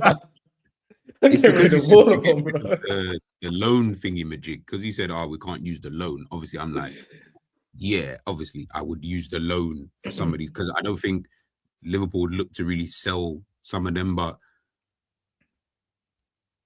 I'll keep it a buck, yeah. You'd have to probably look at selling someone like Allison, or having that conversation to decide what do you kind of do with a player like this, because Liverpool's major problem, and what we're going to have problem here with this whole thing, we keep players for too long. And I'm looking at Ali, I'm just like, brother, you're entering into that realm now where I'm like, you're just here too long now, man. Like you're not gonna be I don't know, like a Buffon or like a Neuer, where I'm like, at the age of 39 you're still this good. Like, you don't seem like that type of person. So if that's the case for me, I'm just like, bruv, you may just have to sell him. But I would prefer to keep him, but his contract is running out. It's his, like, I'm sure it's running out, I think. Yeah, so we've had the extension, so he's going to be here he's going to be here next season. Oh, he's extended? Yeah, he's extended. Oh, well, you should have said that before I started speaking. Nah, the one is your honesty, bro. I didn't want that. You see, that's your true fault. Get rid of him and get some money for him. Bro, I thought he was leaving. So in my head, I'm thinking, well, why would you keep someone who's leaving? Just bounce. Like, I can't lie, right? This guy is in his armchair. He's so comfy here, right? And I don't want to see that kind of motivation around the squad anymore. He can bounce. Ali, I love you. I'll follow your socials. I like how chilled you are. Please tell me you've noticed that he's been posting a lot more on socials recently. Yeah. I'm not going crazy, bro. What's he working for? What's he working for? He's achieved everything. He's calm. He's chilled. This guy lives a happy life. Someone tried to tell me one time that he was part of the inner captain's leadership group. What is he leading other than a barbecue? Seriously, guys in the chat, I just want you guys to know that. I look at him on the bench, always got a drink, always wrapped up, always calm, no matter the situation. Liverpool are going through turmoil. This guy's like sitting there, not a breeze in the world. Like, get out of here. That attitude in the Axel stinks. Get out of here. I know the goalkeepers train themselves, man. But sometimes when I'm stressing that the team's playing terrible and they pan to the bench and he's just sat there chilling, I'm like, get out of here, man. Why aren't you angry? So, I love him, man. Keep him for one more year. What I will say is he has massively declined. Yeah. He has. He doesn't pull out the wonder saves anymore. His shot stopping's not as good. His kicking's dreadful, right? And he looks like he's lagging a lot of the time. And he's injury prone. But you keep him. Be injury prone as a goalkeeper, Cav. It makes no sense to me, bro. That's what I'm saying, man. Bad attitude. Ill disciplined. Seriously, guys, on the real, I need this before we go any further. How are you injury prone as a goalkeeper? Any goalkeepers watching, explain this to me, please. Especially a goalkeeper who plays all the time, by the way, like not even like a random one like Scott Carson who might just pick up an injury going down the stairs. Like, this is a guy who plays all the time, bro. Like, all the time. Have we ever seen Ali train? Well, we used to see in the videos, not now. We don't. I don't know the last time he trained. It would not surprise me if this guy just rocks up and goes, "I'm Ali, I'm fit again. Put me in the team, gaffer." And he goes, "All right, let's run it." Like, I don't see. Sometimes you see the start of the game, goalkeeper's got his towel, he's got his bottle, runs up to the goal, throws his bottle to the side, does a few little jumps up like this, warms up little, side to side. Ali don't do any of that. He walks over to the goal, leans over, puts his bottle down, can't bend his knees, right? Scared of doing a hamstring. And then just, start the game, lads, let's go. Just casual as anything. But look, joking aside, the only reason we are all saying that Ali has to stay is because we're not that confident in Mamardashvili and we don't have a viable other option. That's the truth, isn't it? So Mamardashvili we're keeping as well, obviously. Yeah, you'd have to. I wish we didn't have to do so much business this summer that I could scrap all of the goalkeepers and get new ones in. I don't think Mamadash is all that either, to be honest. I'm not seeing enough to convince me about him. It's like, when you needed to play him to give him rhythm, he didn't. That's what Arne Slot. You're just a crazy guy, Like, there's games where you're like, no, just play him in this. You don't need Allison in this game. But he's like, nah. Allison has to play. I don't think Mama's bad. Don't get me wrong. I don't think he's bad, but like, he hasn't made one save yet where I'm like, oh, he shouldn't save that. And his kicking's a bit goes long every time, and it's just like there's no direction. He doesn't hit anybody. All right, let's sell Woodman. Woodman, it was good, and we're gonna sell Jaros as well. Yeah, Jaros is still here. Jesus Christ. He's on loan to Ajax, I think it is. Okay, fair enough. Should have kept Callahan. Yeah. Let's go Chiesa. So, man. What do you mean? So, yeah. So, yeah. And do you know what? There's a period of this season where we were like, why isn't he playing and this and that? And then very quickly learned because he's just not very good. That's why. It's bad. Well, he had a bit of like oomph before it, and then you lose it. You're like, I ain't playing anyway. So I ain't trying to. He was a Ferrari without a steering wheel, bro. He was just running all over the place. And we were like, we love the energy. Yeah, but he's over the hoardings because he's running in the wrong direction. We know that Salah is going, so I'll just throw him down here as free. Free them. So Salah's Freddie's got to go in there then, because Freddie Woodman's contract runs out. Yeah. We must. We're losing. We could have earned something from him, maybe a few 100,000 or something to go on a contract. Fuck's sake, man! These lot. Florian Wirtz. You have to keep Florian Wirtz. Do you have to though? You have to. Hold on. Because I'm talking about. Use the honor go there. No, have the conversation. Wait, have the conversation. How much we getting for it? How much we getting for it, Eds? If you're getting the same money, but like 10 million off, then just sell. We're not gonna get 10 million off. We're probably gonna get maybe 70 million, maybe. But just imagine, okay, so just listen to the conundrum you've just given yourself, right? We're having obviously a joke, but we're having a conversation about Florian Wirtz, yeah? We joked about, if we had to sell him. I'm saying, if you get 10 million off, you're saying we'd only get like 70 million for him. But yet we're looking at potentially keeping him. So what, his price tag has now dropped by like 50 million. Bro, at that point, and then why are we keeping him? If you think he's even dropped as a 50 million pound player, 40 million pound player. I think he's dropped to about 70, 80. I don't think he's dropped that far down in terms of 50. I reckon 70 to 80 million pounds. Obviously, wherever that works out to be in euros. How much did it cost? 115 million. Cool. Depending on if we win something, I think it was, or Champions League. But no. I'm sure it's 115, but then if we win, it might be like 1/3 or fourths. Do you get what I'm saying? But obviously, we haven't done that. So let's just say it's just a 115. Let's just say for the time being, right? 15, Tegway, what? 50, you're saying what? 70, 80? Yeah, you're still looking at like dropping 40 million lower than his original price tag. Keep him. Just keep him. 100. I don't want to lose him, innit? I fully believe it's the manager why he ain't good. That he hasn't hit the ground running. You think so? Yeah, man. I'm a massive fan of this player, you know.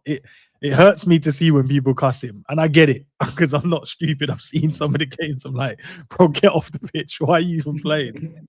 But I look at a player and I'm just like, yo, if we can find a way, and I know it feels like, you know, every single season there's a player that you got to find a way to get the best out of him. But I truly believe if you get the best out of this guy, this team will massively, massively be better if you can find a way to get the best out of him. And it doesn't help that you're playing him. And when listening to some of the fans who was like, yeah, he can play left wing ends and he can play here. And I'm like, nah, bro, the heat map might show something, but that's not. It's a difference between playing as a left winger and someone that can drift wherever they want. And naturally, if that's the side he drifts to, that's fine. But he needs to be central. He needs to be central. He can't be out on the left wing just running around, bleep tests, covering the left. Like, he's a natural creative midfielder and he's doing bleep tests up and down the line. And then when he drifts inside, we just lopsided as a team. Just put him in the middle. I hear it. I totally agree. I think you, again, go back to it. You give him runners and give him options to play the ball forward, he'll create no end of chances, more chances than he does now. And then it's down to them forward to take them chances, but he'll do his bit, no doubt. I also do hear the argument of it's wrong that we say that we need to find players to make a £160 million player work. That's my point. The £116 million player should be the one that makes everybody else work and look better. Exactly. So it's but at the same time, none of these guys are moving, or there's certain things I've seen him do Like even the clips of the one when he backheeled, flicked it to Salah, and then he just hit the side netting. I'm just like, yo, crazy. Yeah, and come on, man. I seen Felipe Coutinho, even in the early years, would go jinky past a couple of players. He'd rifle one in from 40 yards. Like, he'd give you, like, at this point in time, we were like, just keep hold of, everyone else is dead, but please keep hold of Florian Wirtz. And then we got Mane and we got Salah and we got, obviously Bobby come a bit sooner than they did. And we were like, keep Coutinho because he's now with great players and he's even better. Whereas with Florian Wirtz, we're like, he's like, let's go sign 2-3 players to make him look good.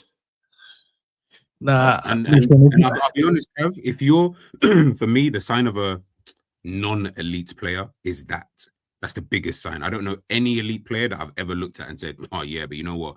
They need to sign 3 other man so that no, they're just elite like themselves. The other players just look better with those guys. The fact, and that's my only problem with the whole Wirtz conversation. If you're sick, Cav has just said it there. Philip Coutinho, like and Philip Coutinho wasn't even world class when he started here. He was still making his way through. But you guess what? You get to a level, and then you understand your own level. I don't care about Salah. I don't care about Mane. I don't care about Firmino. I'm here doing my own thing. He was better than all of them at the time before he left. He was better than all of them. He was the world class talent that we had in the team. Why? Because I'm going to be that level. I'm going to make things happen. The goal that he put on the plate for, I think it was against Leicester or whoever it was, back post. I was thinking, what? Like, these are the kind of things that I expect from someone who cost 100 million instead of the 16. He cost 100 million.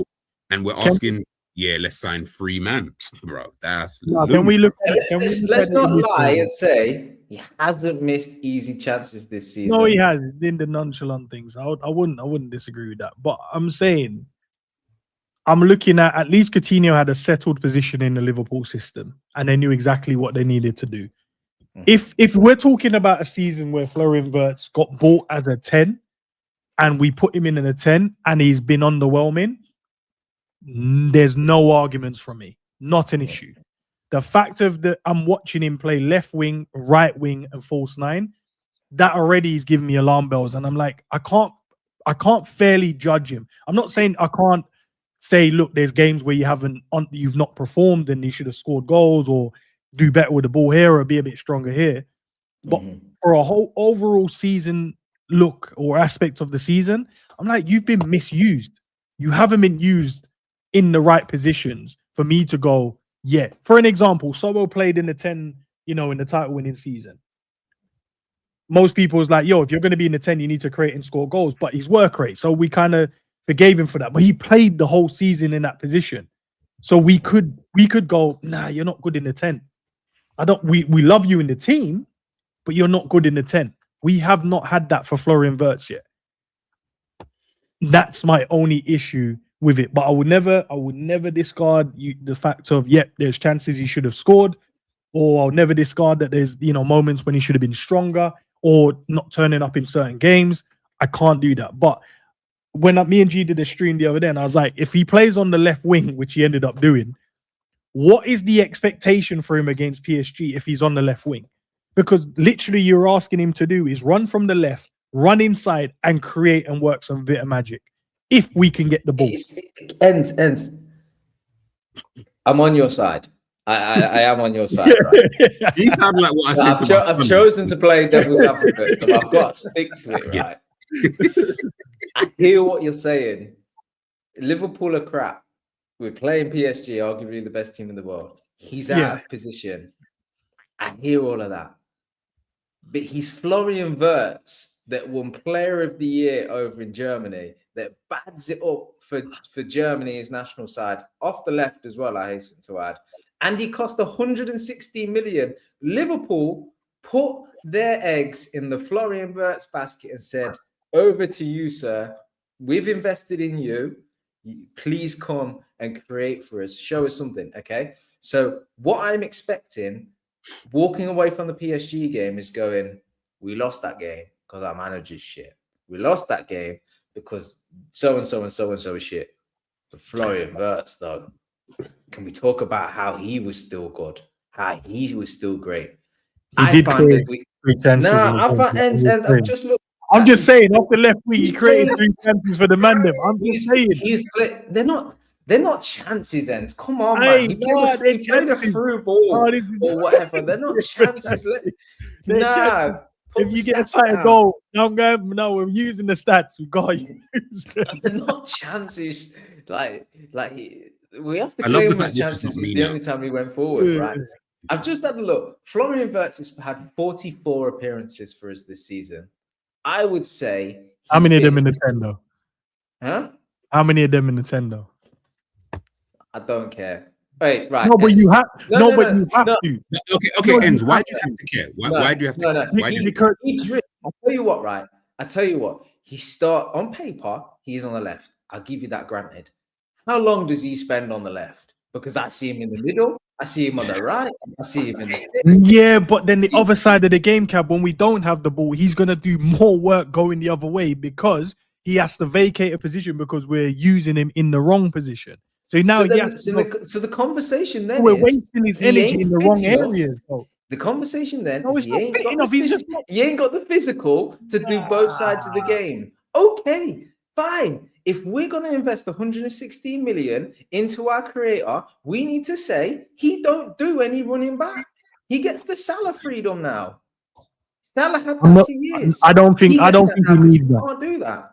No, I don't think he needs that. And I don't think he's one of those players you it just doesn't offer nothing defensively. He does.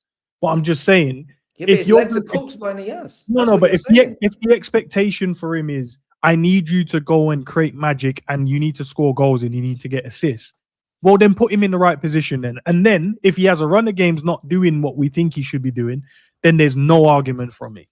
But he's not one doing argument. it anyway when he is in that position, regardless. No, but then So- you say that, but that's not factual though, because it's shown he's created the most It is chances for our factual. team. No, he's created the most chances for our team this season. So clearly he's That's doing great. he's doing something. No, that's cool. That like I'm not even disregarding it. I'm something. not like But he's not. no. Okay. But he's not got the right quality, because I think I tweeted it. The quality of chances, yes, I'll agree. The quality of chances where you'd be like, yo, he needs to be this. I get that. But there is games where he has done that and put it on the plate for people, squaring it across the goal for people to tap in an empty net. He has done that this season. But what I'm trying to say is, if you want better quality, you're going to have to put him in a position where he can find those spaces a lot quicker. Like what we tried to do at the start of the season and then just completely went away from it because we went in the notion of, oh, he's not strong enough in those areas, so let's bulk him up a little bit and then he's going to be okay between the lines. That was a conversation a couple of games into the season. And we said, let's use him over to the far side till he can get used to the game. But now we've used him over there. We still want him to do what 10 does, but we want him to do that from the left wing. So Enz, let me just let's elaborate on this, right? You want him in the 10. 100%. So if I said to you, Florian Wirtz is going to pick up the ball in this area of the pitch, right? And where would you want that area of the pitch to be? Where the is middle he third going to be on the ball? The middle third of okay. pitch. That's where I want him to be. I tell you to do this, right? I tell you to do this because this is exactly what I did when I was bored one evening. I went on YouTube, right? I went on YouTube, and I watched Bayer Leverkusen's unbeaten season. And there's on YouTube, it's all the goals they scored in that season. Right? And I watched it with the premise of I'm intrigued and I want to watch it, and it's great. But my side mission was I want to see what Florian Wirtz's contributions are to these goals scored. I'm telling you now, there were so many contributions where, yes, he was in the box, he was on the right, he was on the left, and he was doing jinky, creating a yard and scoring a goal. Or he was playing a through ball. Not a lot of them come from where you think they would in that area that you've just said, in the middle of the pitch. He will drift and he will find. I don't mind. And I get that's his starting position. What I'm just saying is, and don't forget, I'm on your side still, right? I'm going to keep fighting, right? What I'm saying is, even though he started on the left for Liverpool, he has still found himself in the box. He still found himself around the box in the same areas that I watched them goals being scored for Leverkusen. So for me, that's where I put onto him. Whether you started there or you arrived there, you were there, and you should have done better in them moments, no doubt about it. And that's it. That's what I said. You should be walking away from the season going, shit show. but I certainly could have done better. I think that's how, if he's viewing his own performances, that's surely what he's got to be looking at things, because I've seen him miss chances and I've seen him misplaced passes, right? And I've seen him inside the 18-yard box where I'm like, this is where you come alive. Forget where your starting position is. Forget how you got here. You're here now in the 18-yard box. Show me something. And then he doesn't show you anything. And when he does, it's like oh yeah, that's the skill. I remember when he did the reverse turn and he went through to Salah and stuff. Like, wow. He's played 44 games this season. I should remember at least 20 games where I'm like, Florian Wirtz. And we've not. That's the truth. It doesn't help when your wingers have been trash all season, bro. I hear that. I hear that. No, because you can try and link up with players and then they're not. And then the one guy that you were linking up with is EKITIKE, and he kind of gave you a little bit of freedom. And then it was that triangle between Jones, Wirtz, and EKITIKE, and we were looking good. And then he stopped playing Jones. But okay, you know what? I'm gonna agree with you on that regards. But even in that triangle, he didn't look a cut above them. It wasn't like, oh my god, now he's playing with players who are like-minded. So you can now see, Wirtz is, when he's around like-minded players, you can see he didn't look a cut above them. That's my issue with the whole thing. If you're going to say, which I'll agree with, yes, with EKITIKE and with Curtis Jones, there is some kind of relationship there. If that's what we're saying, that in terms of that's going to help you to do whatever, brother, I'm sorry, but for that kind of money, as Cav said, you put all your eggs into that basket because you feel like that outlay is going to be worth it. Now, obviously, we don't know. We're not psychic. I'm just going off what I've seen so far. And prior to him signing, I didn't think he was that type of player. I didn't think he was that good anyway. But he is a very talented individual.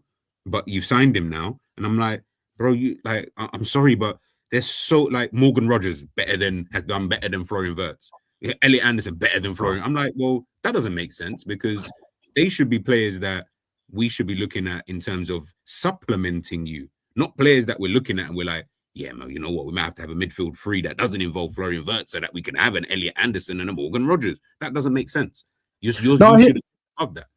No, I hear it, but if it's like, if you moved Elliot Anderson and put him left wing, would he be the same player? If you move Morgan Rogers and put him as the striker, would you get the same Morgan Rogers? My money's on, I don't think you would.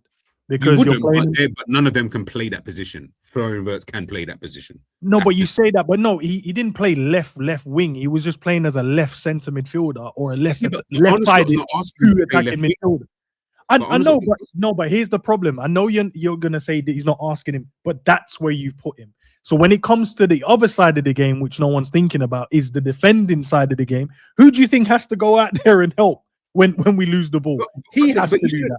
But that's not. That's just basic. Like, that's just but what I'm saying is, in the turnover G in the game, he's now not in the position where you need him to be to go and affect the game in the right position. So normally when the turnover happens, say he has to sprint out there and go and win the ball.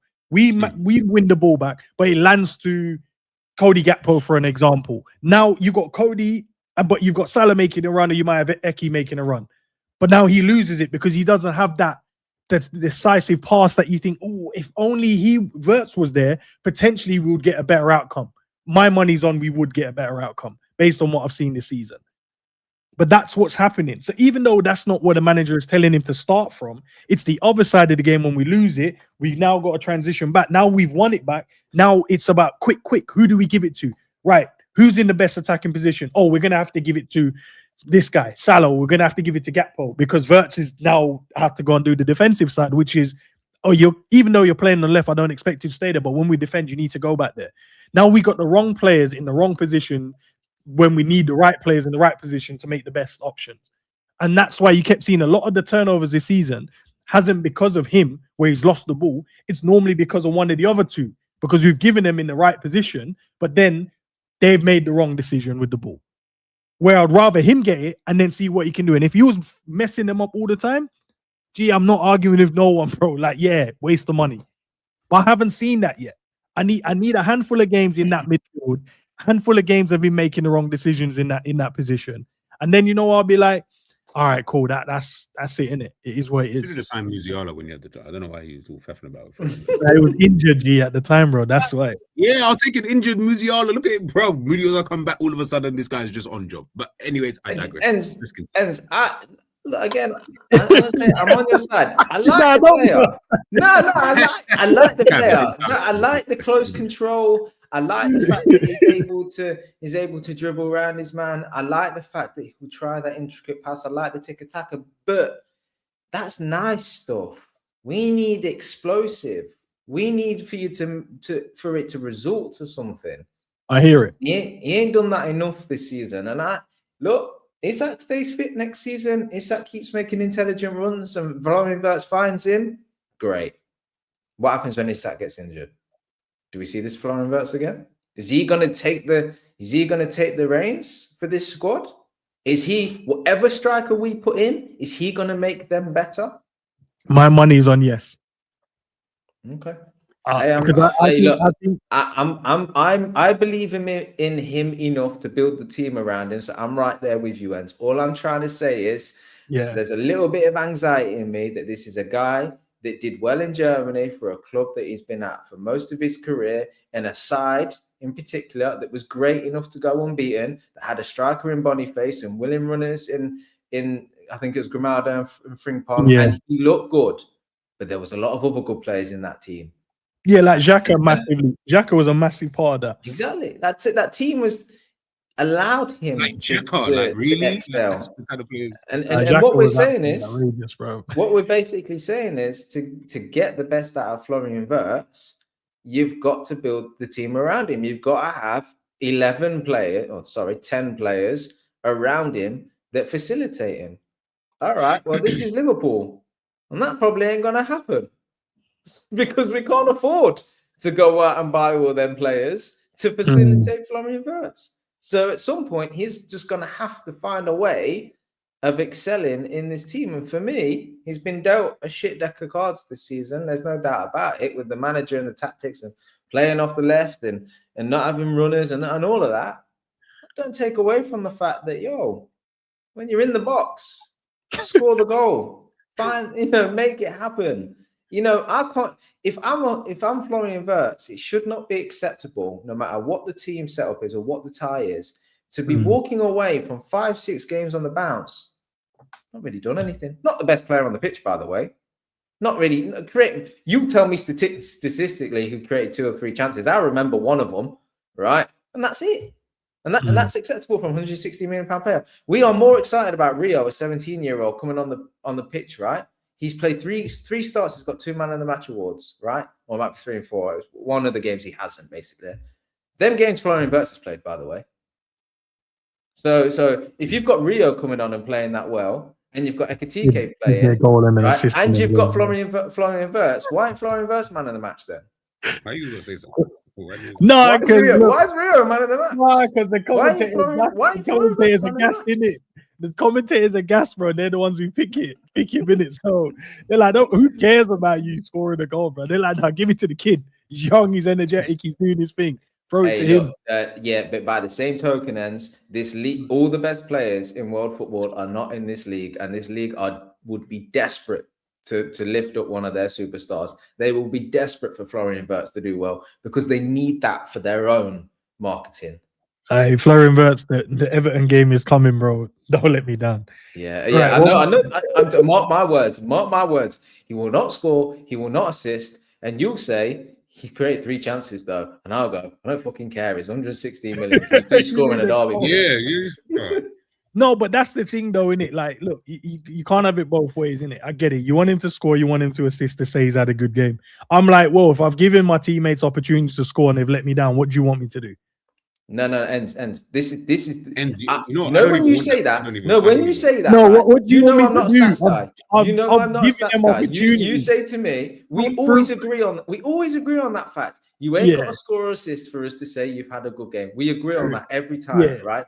What I'm saying is, at 116 million, that suddenly becomes a lot more difficult to say. Do you know what I mean? Isak can have a good game. You ain't scoring goals. 125 million. You don't get judged by the same token. No, No, no. I know I you agree. didn't The price decide the tag. fee, Mm. but that's No, listen, I agree. The price tag is always going to come with. It's going to come with its faults in there. You're going to have to deliver. You cost this amount of money. You need to show what you're about, and I get it. And that's what I'm saying. Look, this season, I would probably give him a 5 out of 10 if that. Cool. We'll go into the next season. Let's see what you can do. Let's see if we can actually now potentially the team might be built around you or built close to you. Have to now step up. There's no Mo Salah to look over your shoulder and go, "Oh, Mo's here." It's down to you now. The torches have now passed on. So now if the torches have been handed over, you need to go and grab one of them or grab that torch and say that this is what I'm going about to do. And let's see if he does. But I'll remember what you said. If he scores, bro, I'm WhatsApping no. I caveated enough time. I'm on your team, bro. I'm your first fanboy. He scores. He scores. All right, let's go to Cody Gakpo, bro. What we do with Cody? So, ENDZ, can I take you? yo, Gakpo has been such a strain on my life, because when we signed him, I didn't like him. I'll be truth, he's not my type of player. And you said, nah, he's good. All good. Right. He delivered up and then what? And then, no, I hear that. And I was proved wrong for a long time. And then one time I went back to my roots and I was like, I don't think he's that good. Yeah. Right. And I said, right, one thing that you've held against me is I never said he wasn't quick. And you said I did. You went with that. You went with that. But what I did say, right. What I did say is I don't like Cody Gakpo as a footballer. Not my type of footballer. I see the skill set, not my type of footballer. The reason I don't like him as much as I perhaps should is because I don't believe he's got the capability of putting this Liverpool team on his back and delivering on his own. I think he's a player that's good when everyone else is good. That's what I said. It's on the tapes. You can go. You agree. No, that's why this season frustrates the hell out of me, because I'm like, he's been there. He's been available. Yes, the team's not been that good, but Slot stuck by him and played him, and he's let us down time and time again. And that's where I'm pulling up the tapes from when I signed him and said, I told you so. He ain't good. He ain't a good. Okay, let me take that back. No, I'm not taking it back. He is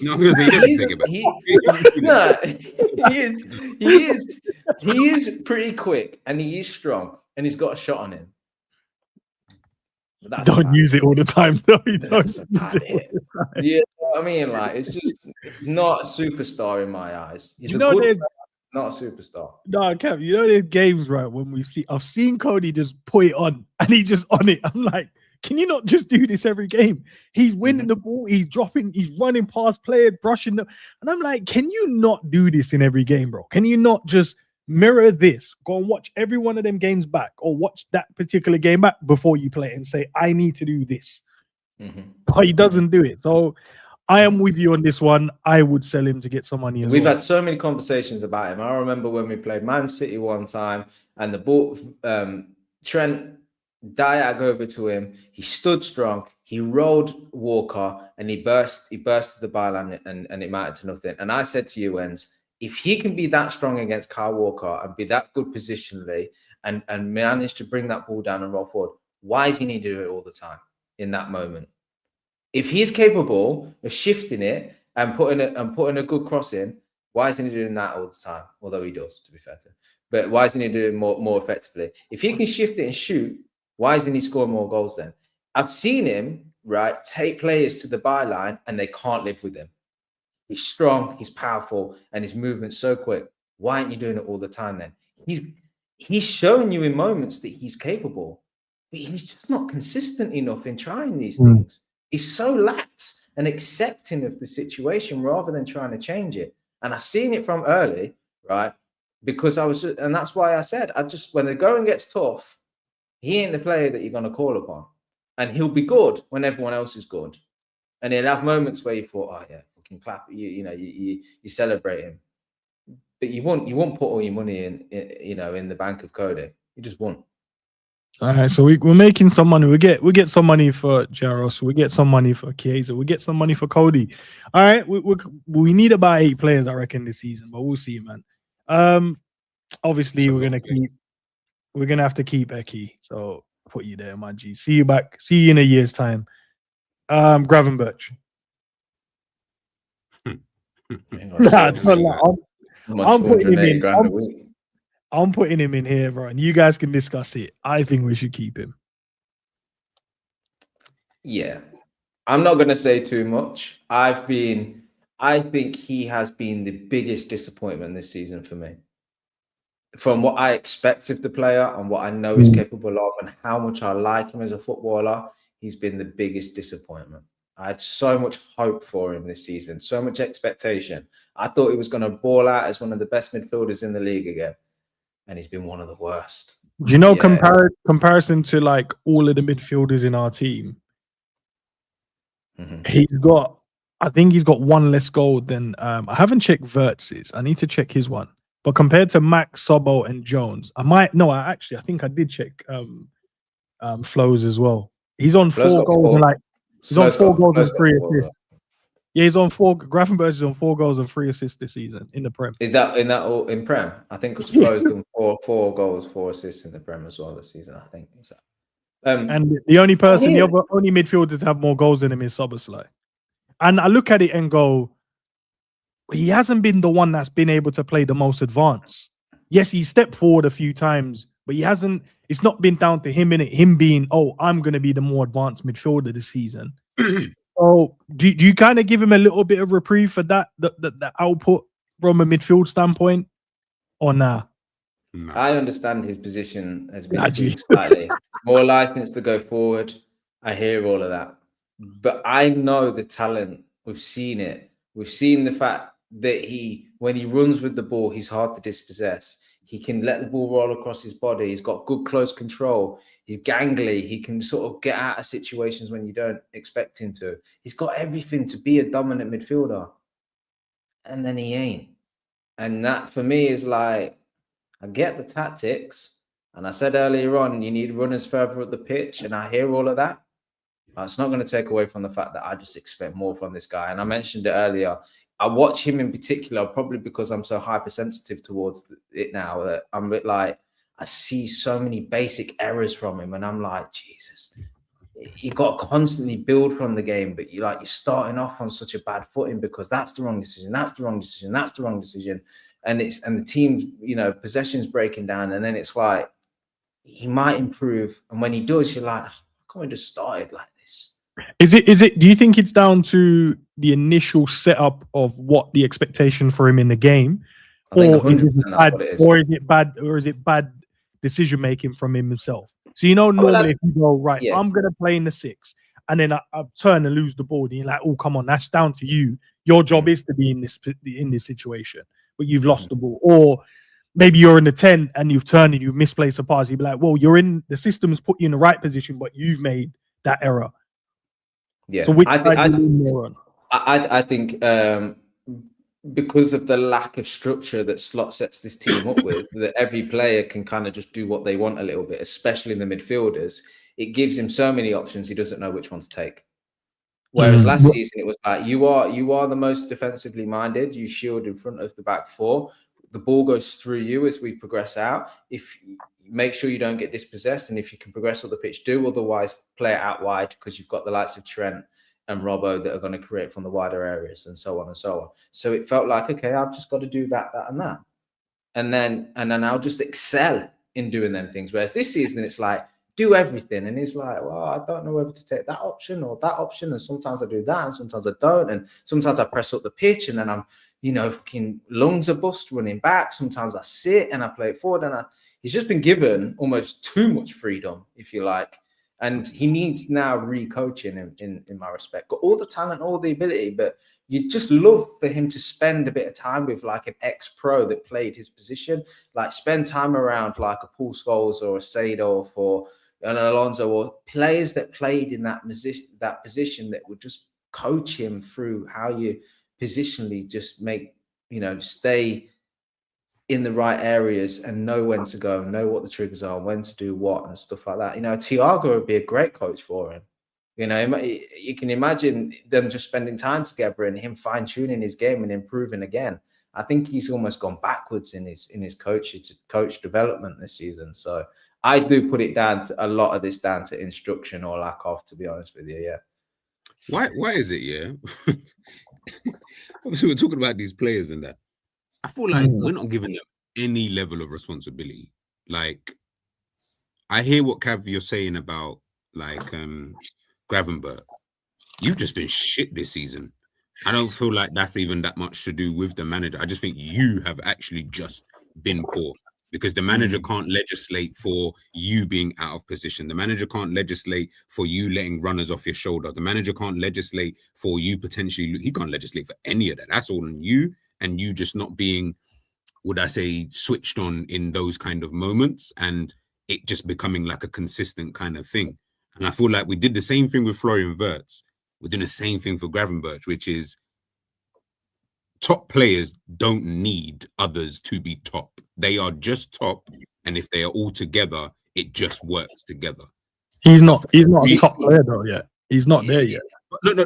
Okay, you two. Well, it's 280 grand a week. You might want to start. You know. Well, I think that's protecting your asset. Then no, I hear that because G, you're asking a similar question to what's been asked in the chat. Why does Grav get a Bly and Wirtz don't? For me, the Florian Wirtz thing is quite simple. You're in the team to create and score, no matter where you are in that forward line. So you have to walk away doing those things, right? Or at least creating a lot of chances. You have to walk away with, like, if you're not going to score or assist, but you're going to play so well and be so hard to dispossess and all those things, you should be walking away with man and match awards. We should be walking away going, fucking, he's unreal, he is, cut type thing. Gravenberch, I think in his position, I think that he's got so many more things that he has to do in that position. He's got to dictate tempo. He's got to defend. He's got to track runners. He's got to progress the ball. He's got to carry the ball. He's got to pass the ball. He's got short range, long range passing. He's got to be able to shoot from the edge of the box and all those things. I actually think that he's got a much. He plays a role where a lot more is actually asked of him, and so that's why I do judge the two differently. I do. I think football man. but you see, but that's why it's good to have this conversation off the back of PSG, because you know I spoke about earlier. But you look at Graf's performance, and when Liverpool needed a goal, he started advancing. Players couldn't get near him, and then the shots were wayward. And then you're like, I've just seen 4 shots from Gravenberch that he just absolutely skied. You're like, hit the target, man. You know, so. You know, but then at the start of that performance, it was a bit slow, a bit passive, misplacing passes, positionally out, pressing when he shouldn't have been, and all these kinds of things. And then, like I say, his game improved, it developed, it went on, because he went from having to do 1,000 things to just, I'm doing just 50, and let's do them well. You know, so, and look, different positions, different roles, different players. But I've seen him last season do it so well. That's the thing. That's the difference as well. This is why we judged those two players a little bit differently as well, because we literally see in Gravenberch be the best midfielder in the league at the start of last season in that position.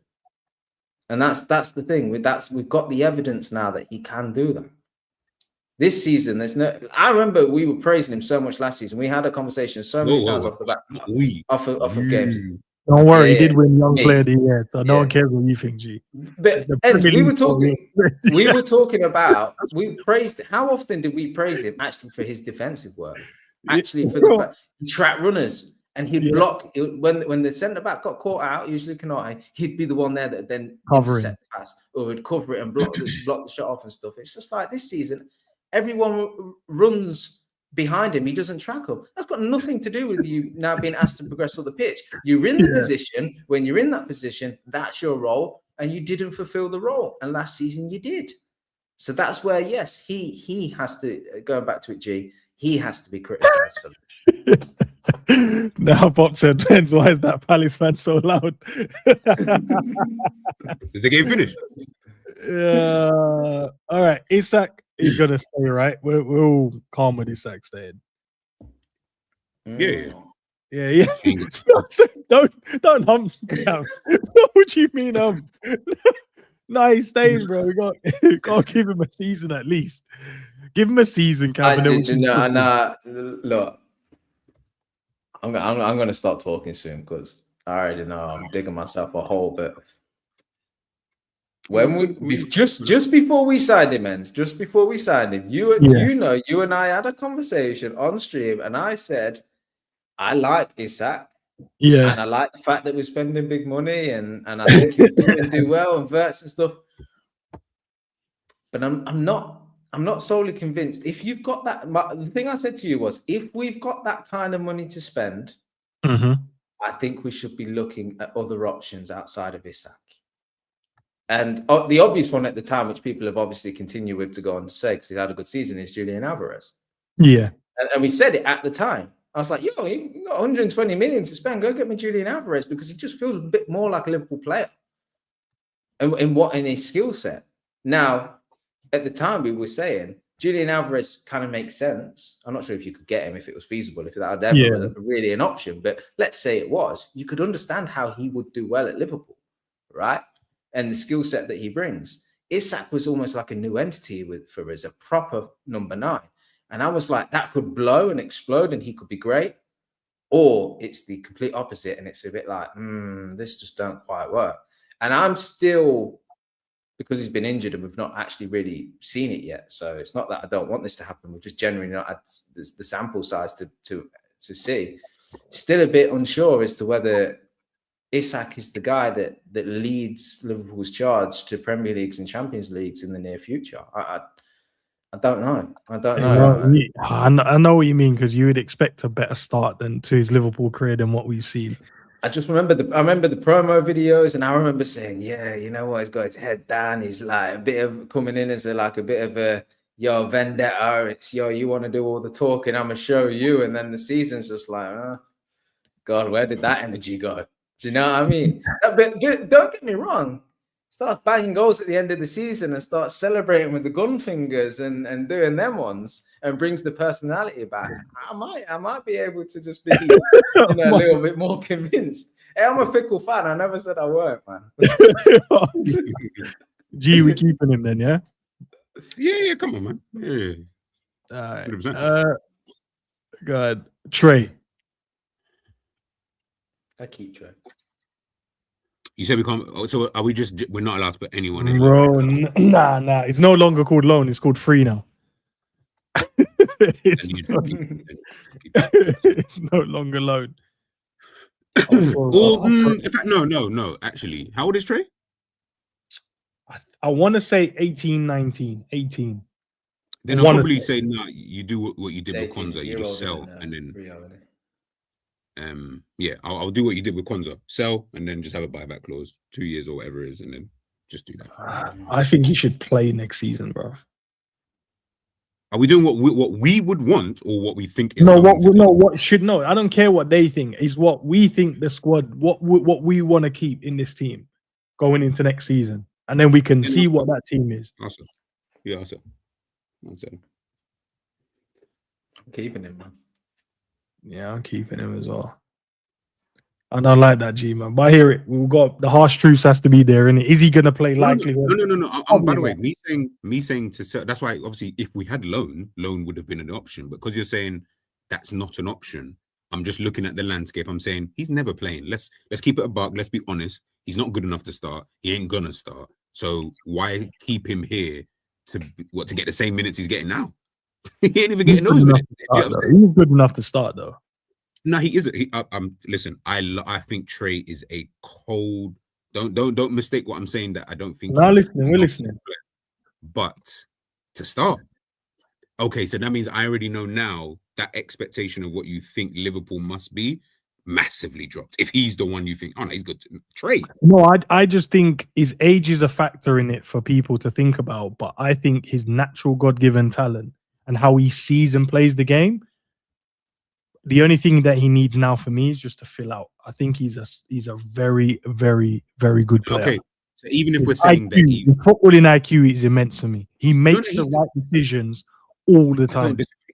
I promise you, if we're just talking pure footballing ability, like Yeah. just that. Okay, I'll give you an example. If he was at Barcelona, he actually probably would have more of a chance of actually. He'll be playing, bro. People be calling him one of the best young players on the planet right now. This is what I'm saying. When we're now looking at him under ARNE slot and in the Premier League, the first thing you said was nothing to do with his footballing ability. He needs to fill out. So already, that's what I'm saying. I'm like, yeah, you're not playing because that's why the summer, the summer, innit? That's that summer, boy. That's that summer, boy. Come back even taller and just hench for no reason. Yeah, he could, but you come back tall and hench, end up like Reece James. Now you're just injured. Like it might not work in the way that you want it to just end up. Do you get what I'm saying? I'm saying, what did Reece James do to you, bro? No, I like Reece. I think he's good, but what I'm saying is, I think Trey, cold player. If Slot was clever, and maybe he might start doing it now because the season's kind of dead. So maybe he might actually start using him more. If he does, then I think I would have a bit more faith in to just say, no, okay, cool. I think Trey's good. I think he should play, and I would love to keep him in a general sense. My problem is I'm tired of just having a Nico Williams till he's 22, 23, and he's just I hear you. there. No, I hear you on that. No, I hear you on that. Curtis Jones. Everyone's gone silent. Curtis Jones. Jones. Oh, no. CJ. Can sell that you. No, he wanted to leave. He fully wanted to leave. Like, why are we keeping someone who doesn't want to be here? Like, you can go. Yeah, sell him. No. See? I'm sick of the Jones cycle, to be honest. Plays well. Gets injured, fit again, not selected, plays well, and we go back round in circles.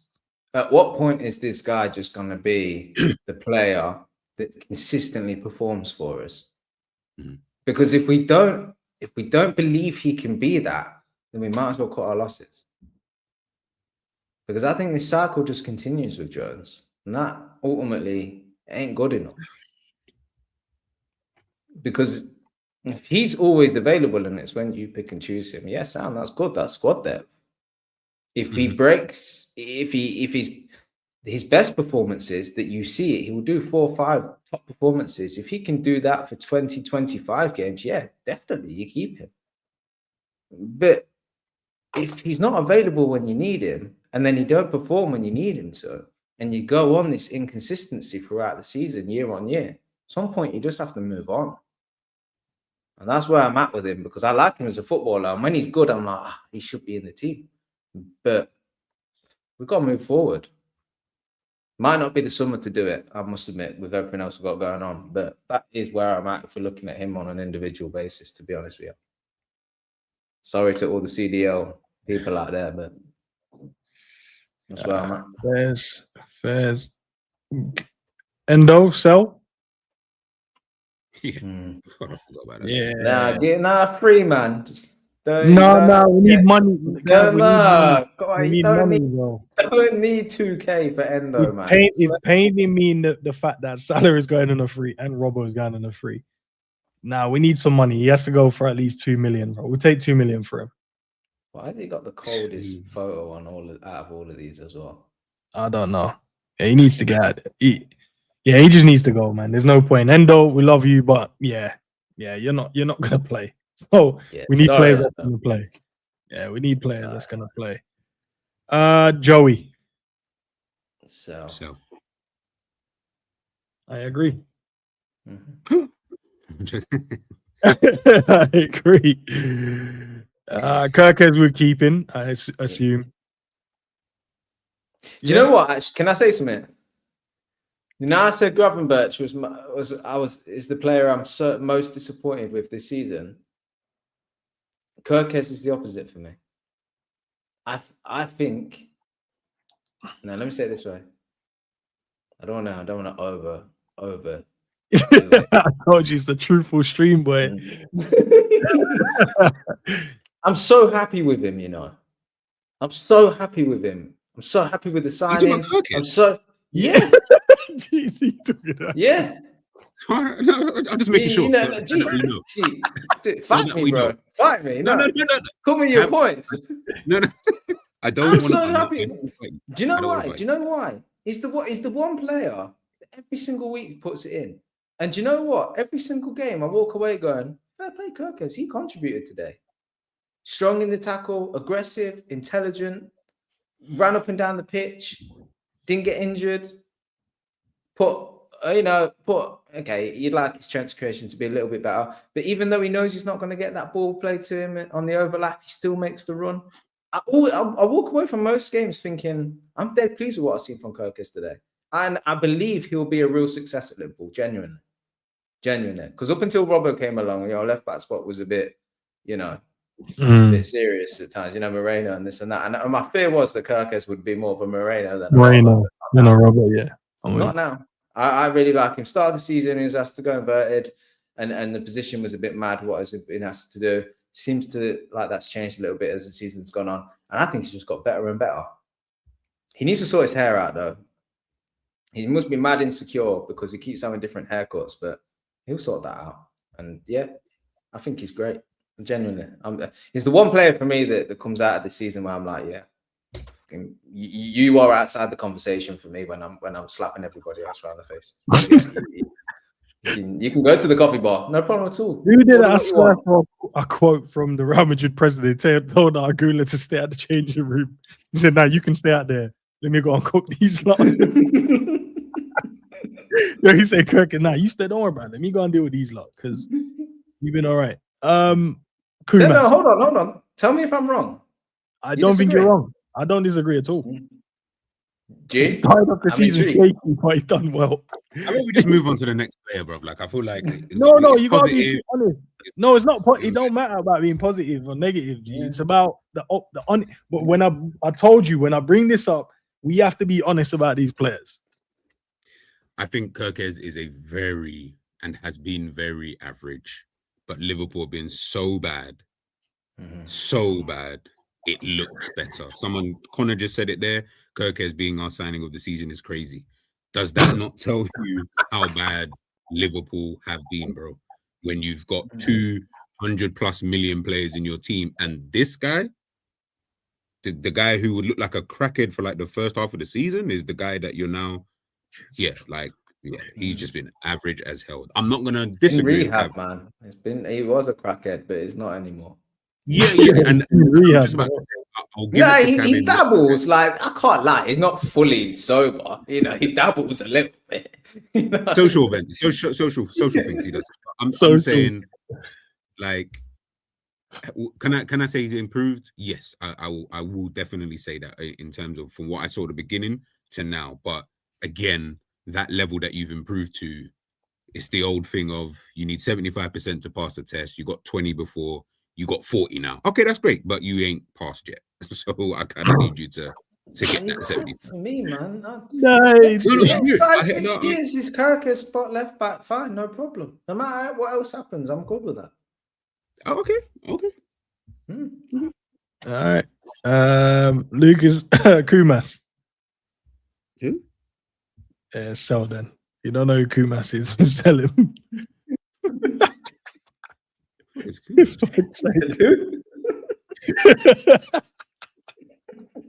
Oh, bro, you better bust it up. I'm actually genuinely trying to wonder, like, yo, let me do my Googles. Oh man, that's deep. Okay, Soberslay, 100%. I don't think there's no arguments there from anyone. Rio, there is no argument there from anyone, I don't think. Virgil, know what? Nah, put you back. Maybe there will be an argument there. Frimpong. Keep. I agree. Yeah. What was the expectation for him this season? Did anyone go in like, oh, he's going to come in and he's going to deliver, or he's going to do this for me? I think he was the one that was lucky that we just didn't know where he would play. So no one had a real expectation of, but is he the right winger? Well, he's going to play right back. He's not a right back. So you gave him a bly almost, like, because you knew he was going to play at right back, even though he's not a right back. So it was that kind of like, yeah, you know what? If you come in, obviously, and he's played games at right wing as well, so which is weird. So he's someone that he's been able to just coast all the way through the season, and no one's really stressing about Frimpong like that. I don't think. There's a space in the squad. Maybe for some, maybe not from a starting standpoint, but there's a space in the squad for a Frimpong. Yeah. He can. Yeah, either the right sided positions. You know what you're going to get from him. So there is a place for that in the squad, like we say. He's one of them players that when we signed him, I wasn't convinced by the signing, but you just keep quiet because there's bigger fish to fry, and you're a bit like, let's see, man, let's see how it goes. But I just can't. I just spoke about how convinced I am that Kirkes is going to do well. I just can't have the same energy for Frimpong, and it's a shame because I like him and I like how quick he is, and he takes on his man and he creates chances. And in that respect, he's done quite well this season. But I'm just thinking when I'm looking at these players, I'm thinking about them. How confident am I that you are going to play most of the games and that you're going to be a great player for us in the Champions League and the Premier League consistently for the next 3 to 4 years? And I look at Frimpong and I'm like, he's going to be a bit hit and miss, and that's probably going to be because of injuries. When he's fit, he does well, but a lot of the time he's going to be injured. And I think come the end of next season, we'll probably be having the same conversation about, when he played, he was good, but he missed half the season. So where does that leave us? We're still having a conversation about needing to find a right back. It feels like you don't have a senior right back and then you have him a part of it and you go, you know what? Senior right back needs a little break, throw Frimpong on, let him go on, run his legs out. That's what it feels like. Oh no, he is the senior right back. And that's I think that's where people can't wrap their head around. Yeah, that's well put. Yeah, I think so. Yeah. Kanate we keep in if he signs a new deal. I would agree. I would say yes, no, maybe. Yeah, I mean, if he signs a new deal, then yeah, you just keep him. Keep him. Very quickly. How excited are you about Xhaka coming in? I don't know enough of him to be excited. I'm not gonna. It's Leone is the one I'm looking forward to see play again. I can't wait to see him play. Me too. Yeah, But is that because you've seen Leone and you haven't seen Xhaka? Yeah, and I have not watched Xhaka. No minutes this season. I don't even think I've even watched any videos of him. Maybe one. Might have watched a clip or something. But I think it was just, you know what it is? I saw 20 minutes of a player that I was like, he ticked everything that I needed to see from a centre back. Pace, got it. Read the game, got it. Got mad when he wanted to play into feet and it ran off. Oh, it's got the leadership quality, got it. Covered well, got it. Read and stepped in and nudged man off the ball, got it. Strong in the air, strong on the ground. I was like, yo, I just wanted you to play the whole game so I could see what you like. Just see, maybe that's just a good 10 minutes. You know, like what you said about Gravenberch, that first opening 5-10 minutes, he was just all over the place. Like, oh my God, here we go again. But then he grew into the game. I don't know if that might have happened the opposite way with Leone, where he grew in the game early, but he might have like petered out later on in the game where, maybe someone then goes by him and I'm like, ooh, he's grabbing onto the guy's ankles and do you know what I mean? Or he's sliding all over the place. I didn't get an opportunity. But what I saw, I was like, nah, he's got it. When you watch football and it ends, and you're right, when you watch football and players have like good spells in a game, 10 minutes, 20 minutes, a good spell could be he won every challenge. But when you watch the game closely, you go, he won every challenge. But half of them challenges, he was diving in. He was on the stretch. Or it was a bit last resort. Or could have possibly, referee gave it, but also could have been a foul. What Leone did was not only tick every box, but just looked as if that's his normal standard. It looked composed. It looked convincing, with what he did. It looked like he made every decision with thought. And that's where I was thinking as well. I was watching that spell that he played and was just like, this just looks like his level. This just looks like this is okay for him. Like, this ain't stressing him. He's just doing this calmly. And look, it's a very, very small sample size. And I know if Sav's watching, he'll think, Cav, shut up, because he's seen a lot more of him. And we've had conversations about Leone. And he has said, look, I've watched games and that Leone's been in and I didn't even notice he was on the pitch and stuff like that. So that's telling. But for me, from what I've seen, I don't know. You just look at a player and you just think, yeah, I can see why we signed you, and I can see you being a good player. I can believe it, you know. So I'm as excited as you are, Enz, about this guy coming back, because even that small cameo, I'm like, yeah, just see a player there. I just see a really good centre back there. Yeah, just hoping that after the injury comes back and he does well. So I'd say me and Cav are gonna say keep. I'm sure G, you're gonna say keep Leone as well, innit? Yeah, no. I would wanna. I don't think he's anywhere near as good as the way you lot have just made him out to be. Wow.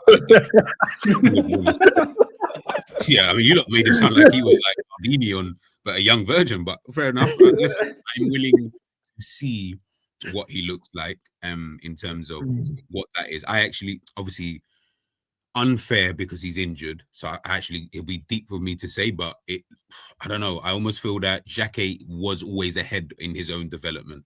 Xhaka was at a better team, playing a lot more football, has been playing a bit more than a Leone.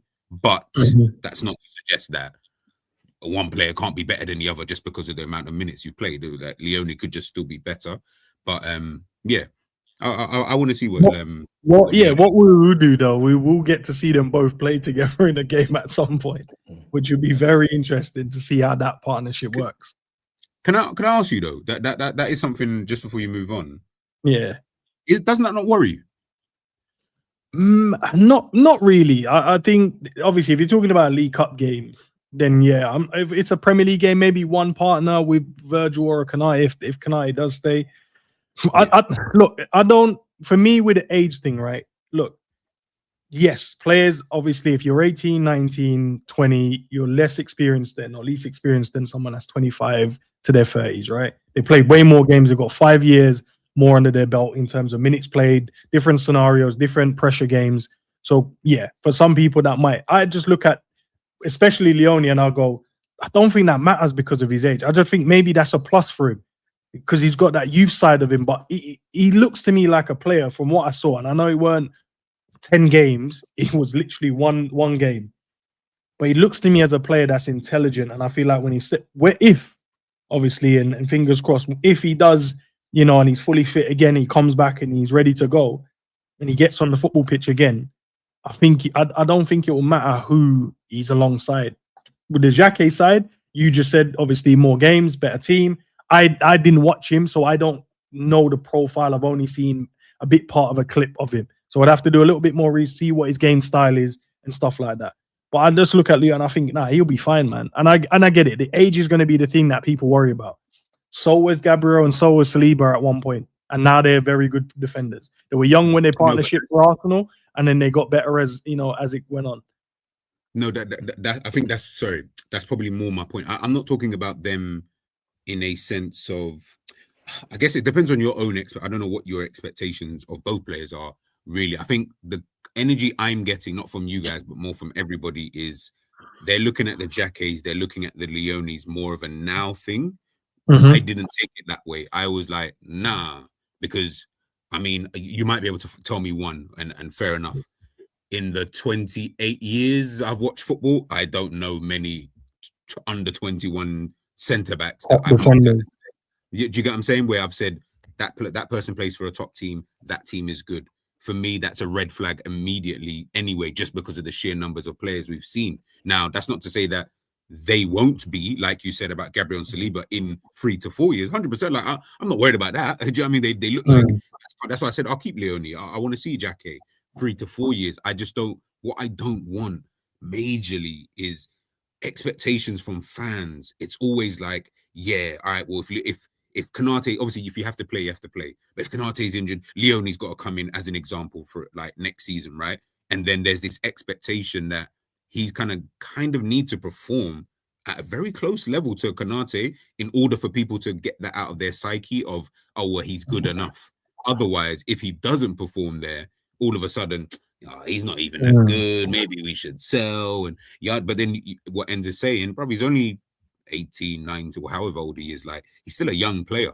So he's got 18, 18. 120 and 119. So yeah, so Leone is 18 and Xhaka is 20. But go on. Sorry, go on, Kev. I was just gonna say I do take your point, G, but I think that when a player is good enough to be bought for £65 million, instantly there is that expectation that they've got to be good though, isn't they? Surely they've got to have shown something. They've got to.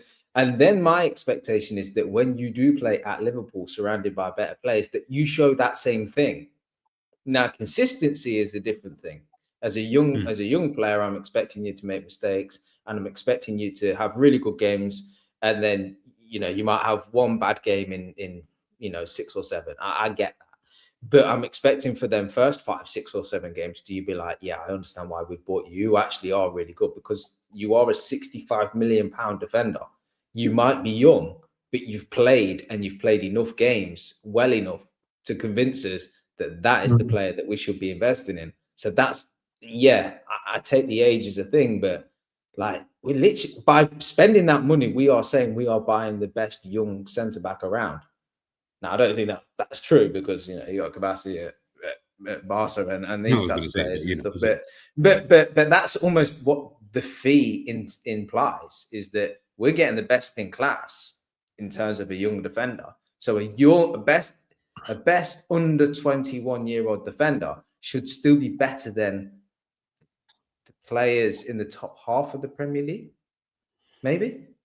I don't know where you draw that line, but I would say that a Xhaka, if we're saying is worth £65 million, even at his young age, should be able to walk in most Premier League teams. Maybe not the top 5 or 6, but everybody else he gets around it. So when I'm thinking about expectation, if I'm signing players from them sides, like a Senesi on a free from Bournemouth, who is one thing that's been tied around, what I would expect from him is what I expect from a Xhaka. Don't play every game, not consistent every game. Play enough games well though. So that's how I would judge it. Is a way. No, you're right, because you mentioned Kabassi, and I'm like, this brother has been playing in the back line since he was 15, 16. I'm like, no one cared about his age. He's just playing. They play Martin's in there. He's young. He's like 18, 19. Like, they just play players, and if you're good enough, you're using situations where, bro, like Lamine Yamal is another example. These are not players who played there because they.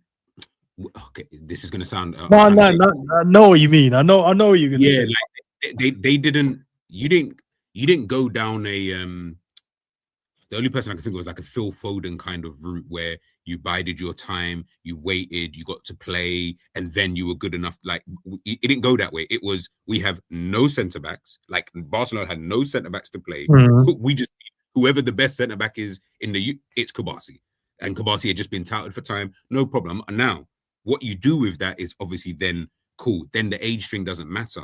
But I always look at the things and I'm always like, yeah, but it's, okay, the only player in world history I can think of is like Lionel Messi, right? Messi was so good that the fact that you had Ronaldinho, it didn't matter because Messi was so good that you were like, no, I can still, bro, I can still do my thing, even though I've got this Ballon d'Or winner in front of me. Now that is obviously Messi, and he's an anomaly in itself. But these other guys are not playing because they're like, oh my God, yeah, this guy. Nah, it's more just we ain't got no one else to play. You are the best that we've got available. We've given you the chance, and guess what? We've taken the opportunity. That's where I'll give them the credit. They've taken opportunity. I think that's the key part, though, isn't it? The key part is we will never know a Lamine, a Kabassi, a Messi if they were never given the opportunity. And the same with Xhaka. Yeah. Like, if he comes in, he's obviously our player, but when he gets given the opportunity, and if he hits the ground running, I don't think we'll start worrying about his age. I just think we'll just be very good defender, and he's been given the opportunity, and now he's showing the world that how good he is as a player. And one thing, and this might sound less important to the conversation, but I think it's very prudent in building this team again. Having young, fearless players in your side is really important. That gives the team a bit of fire. That gives a bit of motivation. You look at the impact that Rio has when he comes on the pitch. The crowd are chanting his name. He's trying things. He's fearless. He's trying to take his man on. Yes, it's in an attacking sense, but you're instantly excited. There's instantly energy, and the players feed off of that. If you've got a young Xhaka that comes in that won't be as good as a Konate, I don't imagine, But if he's fearless and he dives into tackles and he's quite aggressive and he wins the ball well, or he's passing out from the back, I know is pretty good, and he tries to feed them through balls and stuff. And every time he gets on the ball or he goes in for the challenge, it gets the crowd up because we suddenly like this player. We can get behind him. We see he's fearless. We see he's trying. Builds energy into the team, and I think that is where we've kind of that's what we've lacked a lot this season is that sort of fearless approach to just do things, try things. And sometimes that comes with naivety of a youngster, you know.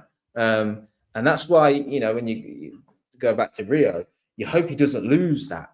You know, you don't want him to be coached out of that. No. Yeah. Every time you get the ball, try things.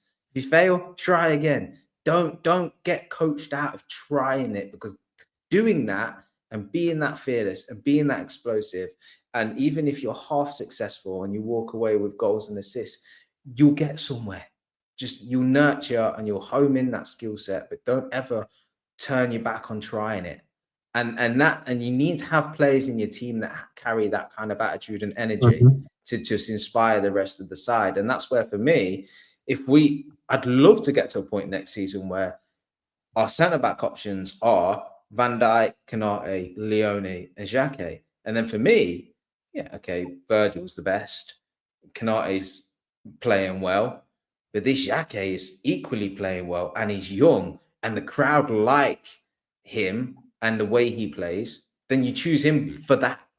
He's not better as an individual, but it's those things that he brings to the side through what us fans think of him almost, you know, like when Ibu makes a challenge and the whole crowd go, Ibu, there's like a 20-second spell where we're like, he feels like he's Superman. He could take on anyone. Try and put the ball near Ibu in the next 30 seconds with the crowd doing that. Nothing's happening. It's that kind of energy in the side, you know?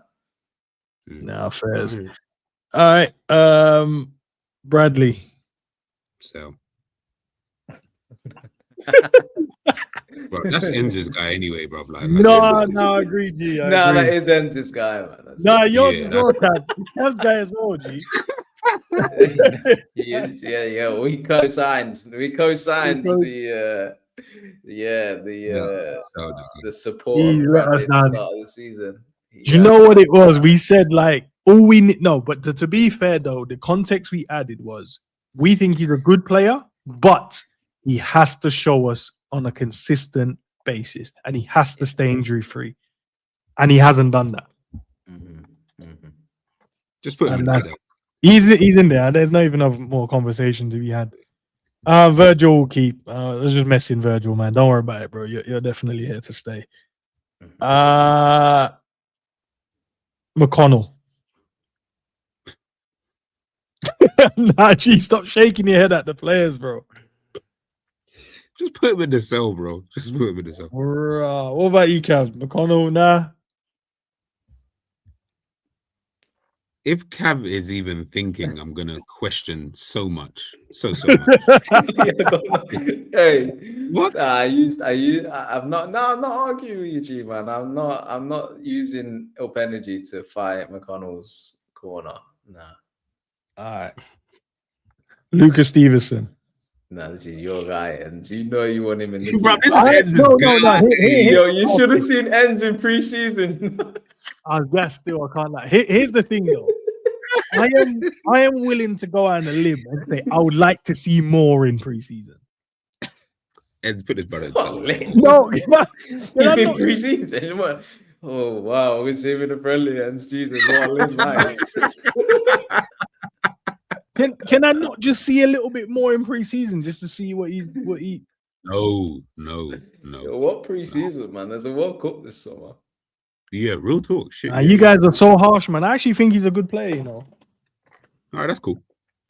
I'm not gonna lie. Wow, that's cool. This in that pre-season, he did look all right. He did. He look good, man, and I'm sure he's. Bro, we saw Sepp Vandenberg look good. Bro, we saw Carvalho scoring goals. Carvalho. Sepp, I wanted to see more of Sepp though. I ain't gonna lie about that. I did want to see a little bit. Okay, ENDZ. I'll ask you this here. From what you've seen, and I know it's only one game. Yeah. If you had to predict Who do you think will be the better defender, Leone or Sepp Vandenberg? Leone. Let's move on to the next thing then. There we go. Let me go and check Lucas, man. Let me see Luca. See what Luca's been doing. I gotta check, man, because I don't know why you man are trying to disturb it. We need that coefficiency as well, man. You know, like Cal always says, we need to keep. Where's he been? Where's he been? He's been at Dundee. I think he's on loan. Centre defensive mid and centre back. And how are Dundee doing? Like, are they doing well in the league? Are they doing poorly? I don't care how they're doing. I just want to see how my player is doing. Wherever they sit, they sit. I just want to check in on my player. See, he's got 5 goals and 5 assists this season. 29 appearances. Good numbers so far.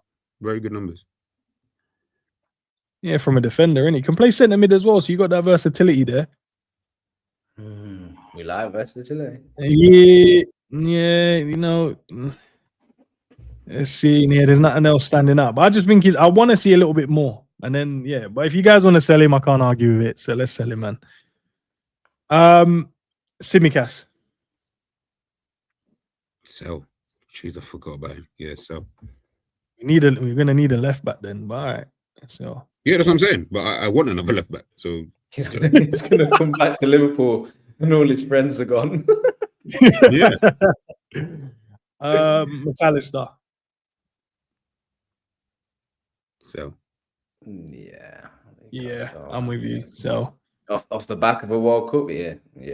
This guy's gonna be even more tired than he was this season. Yeah, you're right, Cav. You know, I didn't even think of that, you know.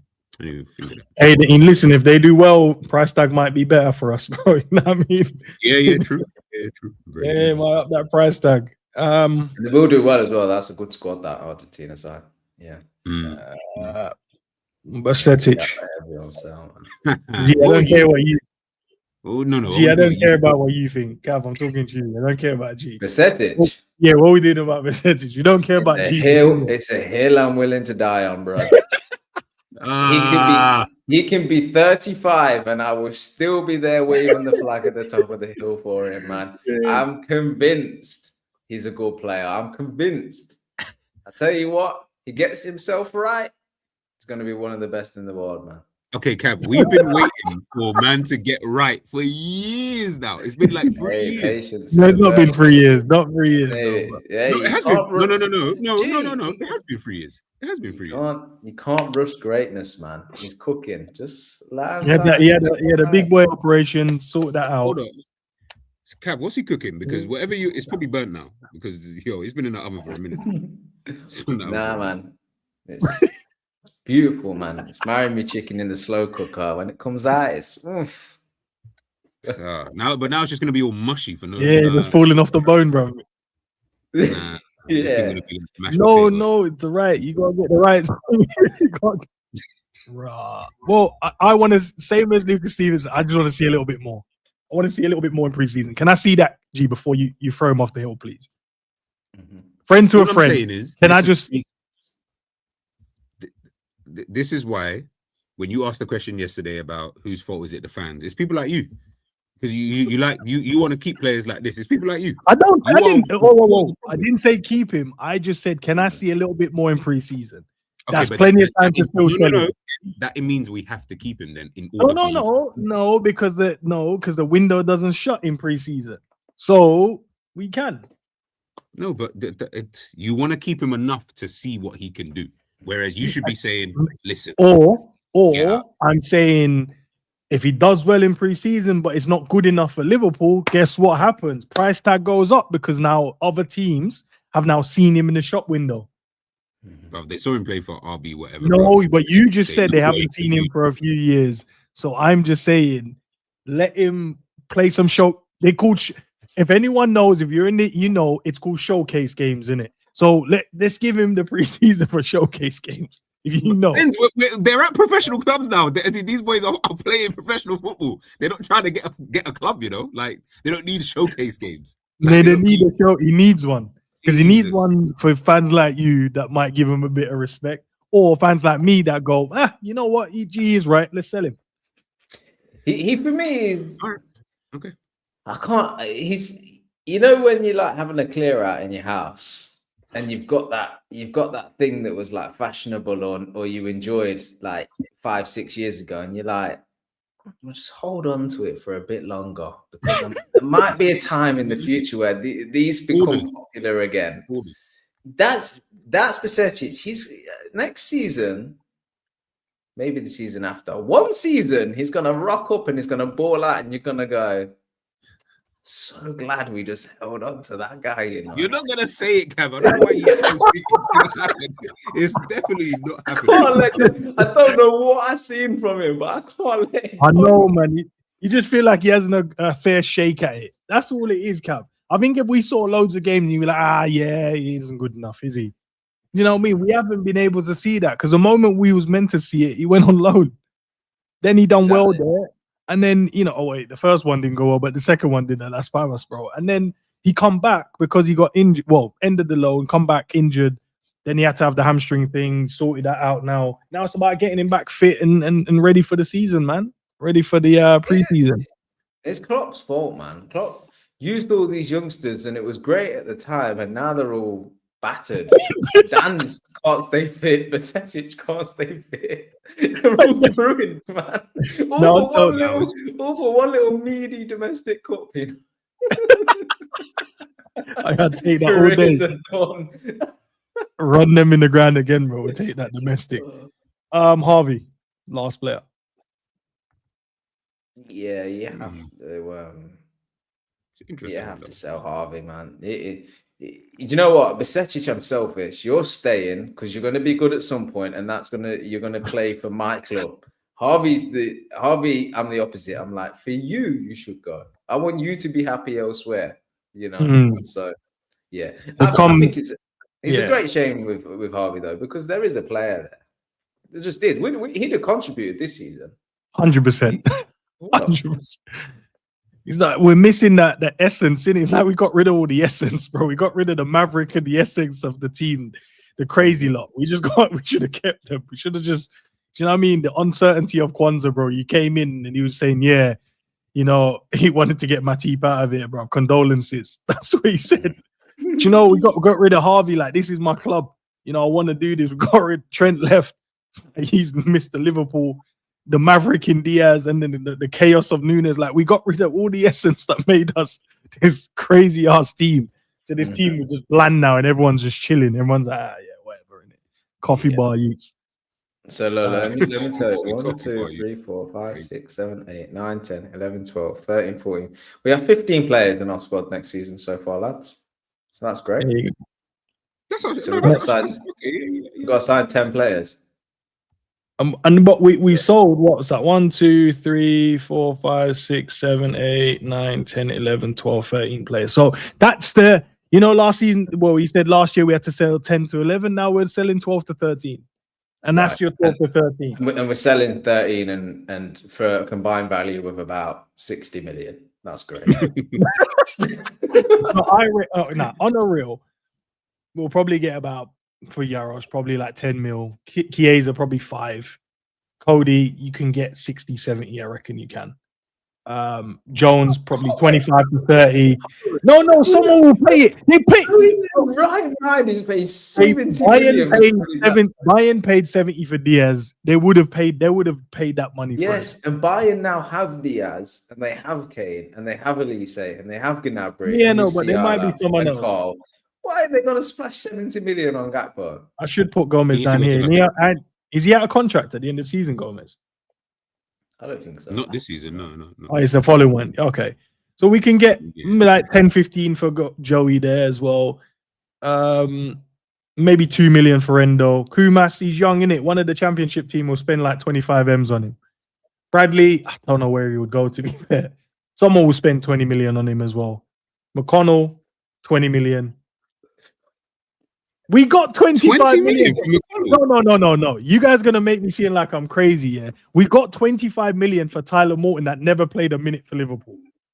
No. And you Tyler Morton played away at the I've never started a business event, this brother. Ends don't handle the finances in his home. I know he don't. Yeah, real talk, because this is correct. 20 million for Oh, we got 25 million for Tyler Morton. How am I crazy right now? No, but Tyler Morton actually played for Liverpool. Like, he actually played games. So is Gomez. So is Jones. So is Cody.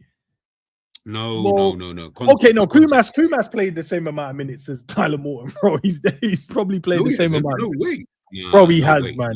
He has. Kumas has come on in some games, bro, and played. I know, because you don't remember him. Don't worry about it. He has come on and played. What, for Liverpool? Yeah, for Klopp. Yeah, he did. He come on in games and played minutes, bro. You might just lying for the sake of lying. I don't believe Chat, he did. Chat, tell me. Yeah. He even scored as well. He even scored, G. How about that? Came on and scored. Can't remember the team. But Kumas came on and has scored for Liverpool, is what you're saying? Yes, 100%.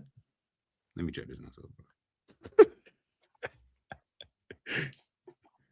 I don't know why you got beef with me, G, bro. He did score for Liverpool, bro. Because I feel like you're lying about something, but I need to just make he sure that... scored for Liverpool, bro.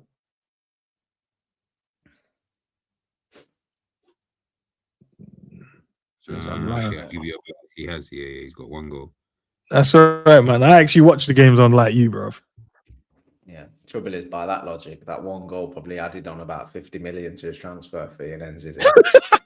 Well, this is what I'm saying, Cav. Like, do you know what I mean? Like, now we're just going over the top now. You've got a league up. I'd love to send ends into them negotiations, you know. Oh yes, you got a league up. You're interested in our player. How much were you thinking of offering for him?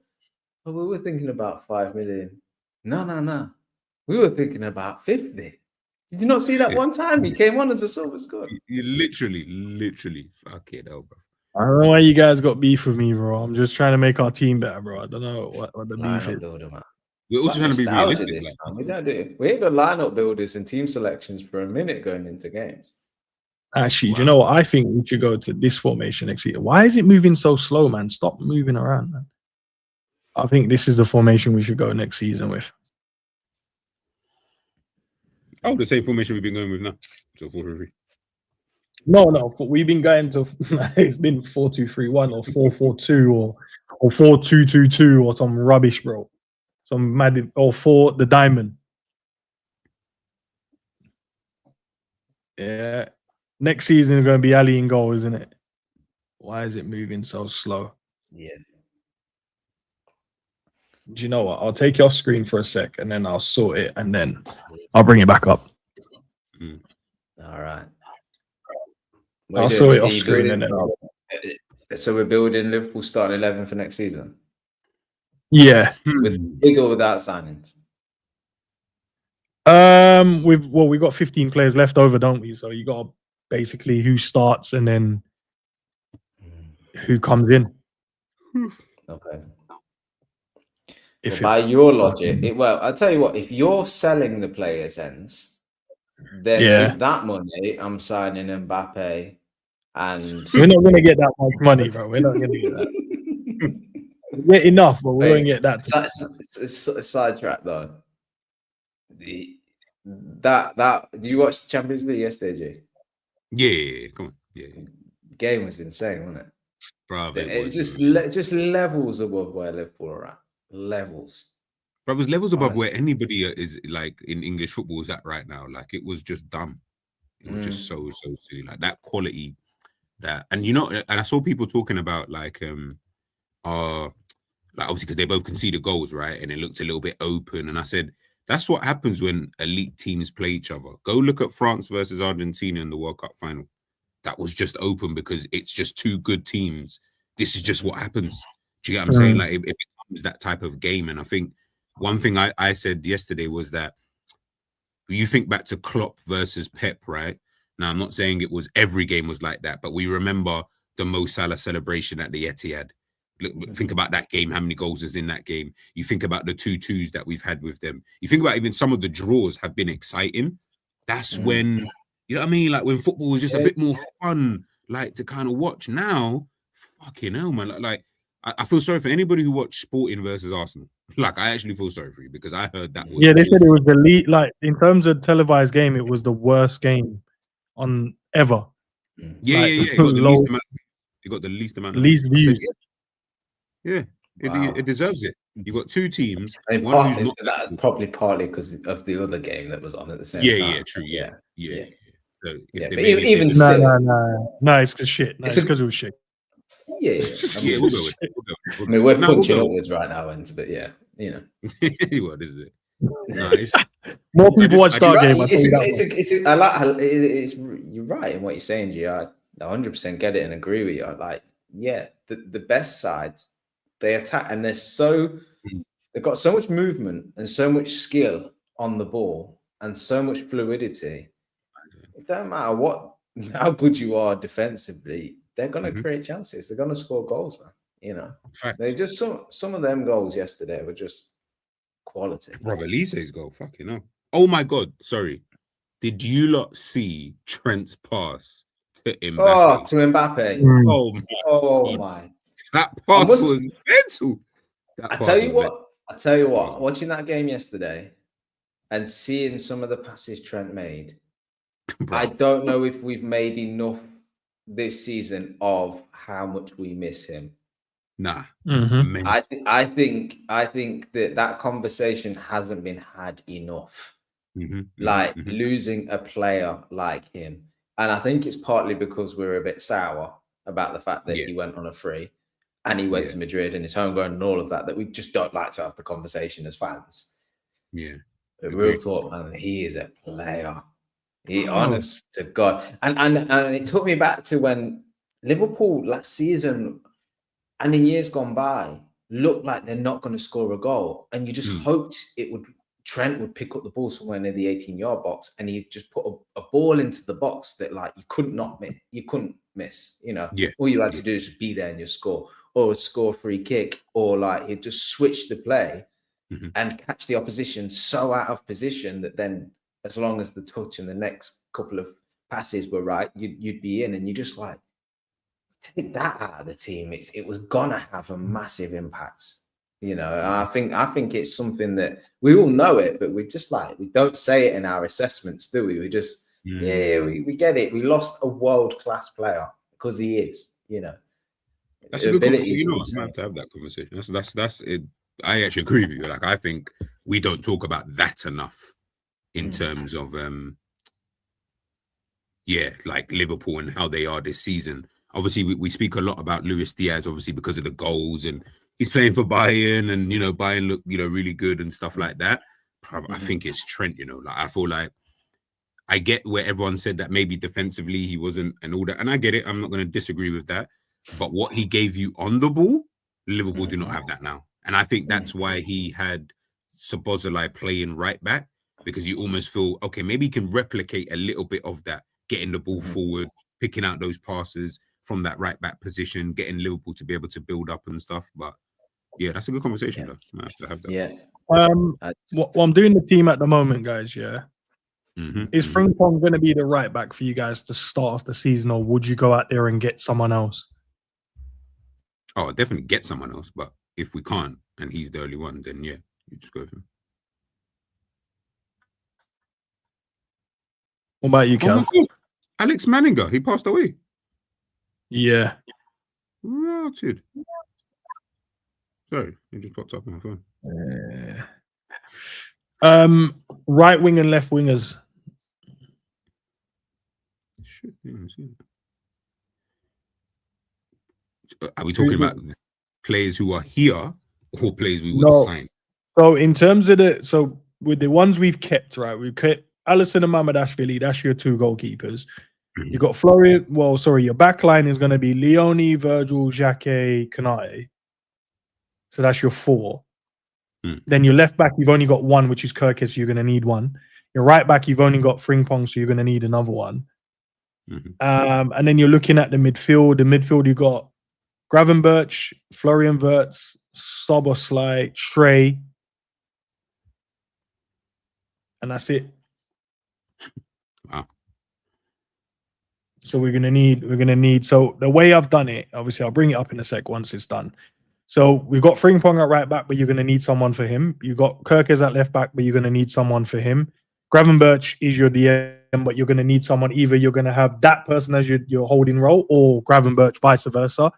Soboslai and Trey as your dove, and then you got Florian Wirtz. You're going to need another midfielder as well, and then you're going to need right and left wingers, and you've got Isak. So you're going to need a striker as well to back him up.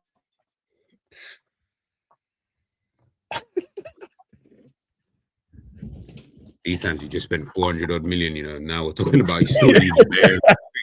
Crazy. That is so crazy. That is so crazy. Yeah, we're just gonna have to get some free transfers, aren't we? Right. Obviously, Diamonde is the one that's been linked massively to Liverpool, right? Mm-hmm. So I'll add him in. I'll add him in. Whether he's the guy we go for or not, it is what it is. But okay. But we need another player. We need a. I don't think Elise is coming here. Oh yeah, I mean, come on, bro. Like, that was never happening. All right, so go. All right, sorry. All right, let me do this properly. So go on. Which position are we looking at first? We need 2 right wingers, 2 left wingers, a DM, and another midfield 8, and we need potentially a right back and a left back. I think Liverpool will probably try and go in for that Diamonde guy. Although I don't know. Actually, I don't know. They're trying to get him to sign a new deal, aren't they? Oh, is it? Oh, yeah, okay. with the release. So they get more money. Yeah. Oh, if that happens, Liverpool are definitely not going in for him then. I feel like Liverpool would try and get an Anthony Gordon, but I am hearing Bayern Munich are moving very fast for him. Who? Really? Anthony Gordon? Yeah. Yeah, but I told you, but they want them transition duns where they just cook you. But listen, I would just go for Anthony Gordon, innit? Like, as in, I feel like that's the type of player that you probably would go for. So I would just go with Anthony Gordon. I think he's all right as well. Don't think he's that bad. Bowen's a cheap. Bowen, I see Bowen in the chat. I don't know about Bowen. Bowen's in that. Surely the Jared Bowen ship sailed a long time ago now. He's still seriously considering that. Kudus is like a weird one. Like, I feel like he gets injured bears though. Yeah. But he's good, but did we dodge a bullet with that one? Yeah. I almost feel like, it's probably a good thing you didn't sign him because look at him now. Yeah. But would he have been bad at? I don't think he would have been bad at us though. But you wouldn't have been that impressed. Bro, if he can get injured at Spurs, he certainly ain't improving that at Liverpool, is it? Yeah, it's true. Yeah. So you think Anthony Gordon we should go for? I think it makes sense. I think he's high energy, his pace. He's done well as a forward as well when he's needed to play there. Okay. You can see why Liverpool will definitely be interested in him.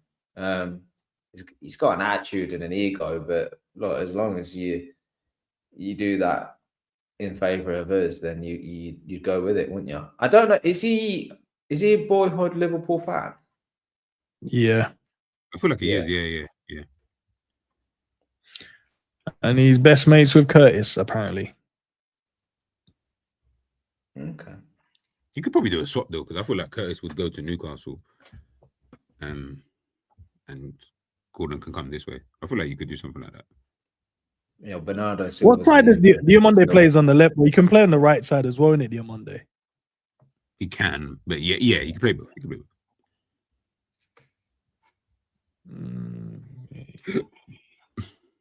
All right. So if Diamonde is the guy, man, like Jan.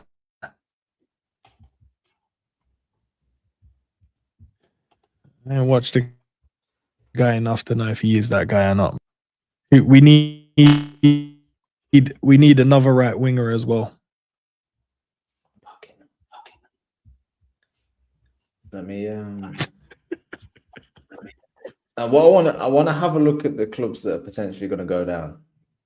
We've got to be smart here. Oh my God, that Fernandez guy at West Ham. I'd sign him. Yeah, shout. Yeah, I'd definitely sign him. I like him.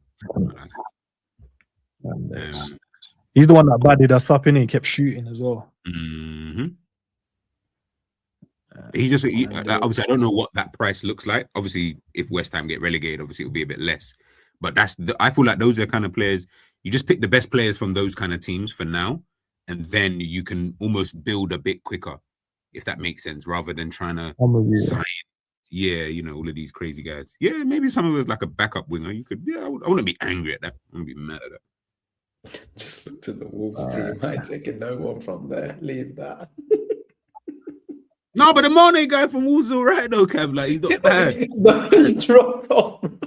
Since Liverpool linked to him, I swear I watched him a few times and he did nothing. Yeah. Hey, allow him, man. Allow him. I'll show you. So, the thing is, the landscape of players is not that great. Like, I feel like that's the problem. We're talking about right back. Yeah. What one I heard on the radio the other day that makes a lot of sense is Pedro Porro from Spurs. Yeah. I'll get him as well. To who? Us? Yeah, we signed him as our right back. I think that's a solid option. Okay.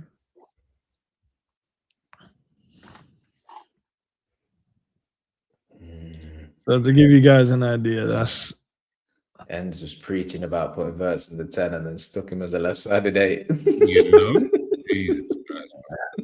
So what was also Ends in this formation?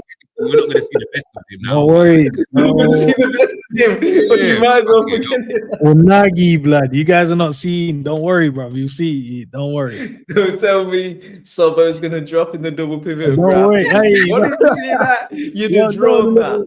You'd have drawn that if you wanted to see that. Nah, I can't use a tactical board in it for this one, so I can't draw it in. Don't worry. But yeah, that's what I've put in so far. So I put that Fernandez in from West Ham, as you said. I got Gordon in and Rio, obviously, that side. Diamonde is sat there. Yeah. But we need a left back and we need a right back. I still like that Cambiasso brother from Juventus, but if not him, then I don't know. Just any kind of left back, really. Then would you? I was shine. Okay, Ends. I think you like this one. What about Jed Spence? I like it From Spurs. I like because it, I know he didn't play for Spurs for a long time, and we couldn't understand why. Because I remember us talking. We both said he's a good player. We like him, and now he's been selected for Spurs, even though they're shit. I think he stands out as quite a good player. As a Liverpool player, Jed Spence and Porro, you said, could we do a business and get two of them? If they get relegated, I can't see why not. No. What about do you think the Van der Ven thing is gone now? I forgot about him. Yeah, I think so. Yeah.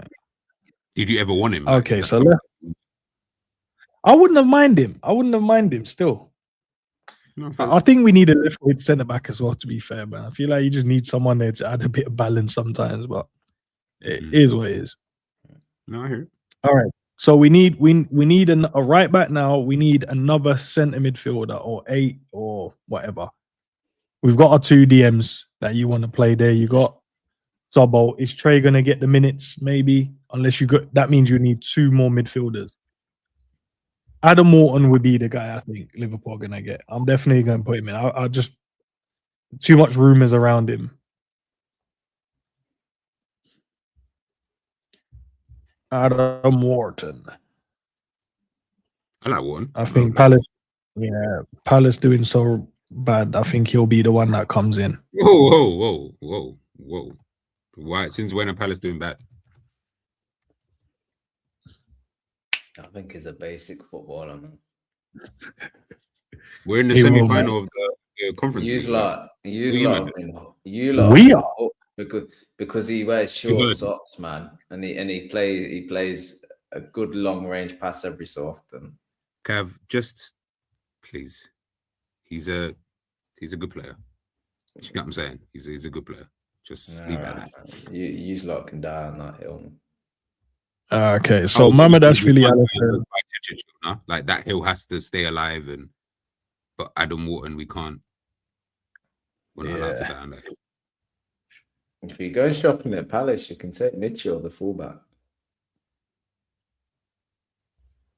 On my days, Munoz, I completely forgot about him. Yeah, Munoz, yeah. I mean, if I we like go shopping. No, I like the Spence shout. I'm not gonna lie. Throw Spence onto the right back to his normal position, and then go and get a young Mitchell. 25 English, homegrown. I don't mind it. I don't mind it. I don't mind it. Still a young Mitch. Yeah, is Palace getting relegated? Nah, they're not, are they? Whoa, just listen, Ends. Just relax, okay? I swear they're down there. I don't even know where they are, to be fair, but they're down there. Hold on, where's Liverpool in the league? Where are they? Like, what are they doing at this current moment? They're where? They're in number 6. Oh no, 5. Sorry, 5. Oh, okay, 5th. Okay, fair. 5. We're about to go third, though. You know what I mean? On a slot to get us to. Okay, again, I'm not going to argue with you. If you feel that Liverpool are going to be third, then they're going to be third. But it must be difficult for them now, bro. That means you're going to keep some players that they don't want to keep. That's fine. We kept Gay for how long? And it's only in the end that Gay left. It's fine, man. Gay should have been. Gay should be wearing a Liverpool jersey, by the way, man. That's pissed me off. Nah, obviously we only do businesses with you know what I mean, real businessmen. Unfortunately, you showed that you couldn't do that twice. So, you know. Allow it, bro. Allow it. So that means we still need a striker and we still need a right winger. Guys, come on, man. It's difficult, isn't it? Strikers are tough. You're going to need a striker to come in. I think you need a striker like Ferran Torres, like someone of that ilk who doesn't mind being on the bench, but is still good enough to start. That's my favorite striker right now. I like those strikers. Would you go and get Max saying in the chat that Thiago you from Brentford? It's just what I was about to say. How feasible is it that you could get Thiago? I like him, you know. I'd rather get that Krupi, though. I like that Krupi guy from Bournemouth. I think he's good. Bruv, we're going to try and get Krupi, blood. We go shopping at Bournemouth. Why don't we get that Ryan fella? He's only 19. Yeah. I think we already got Rio, man. I think he's good though. We got Rio already. I do think I think Ryan's a good man.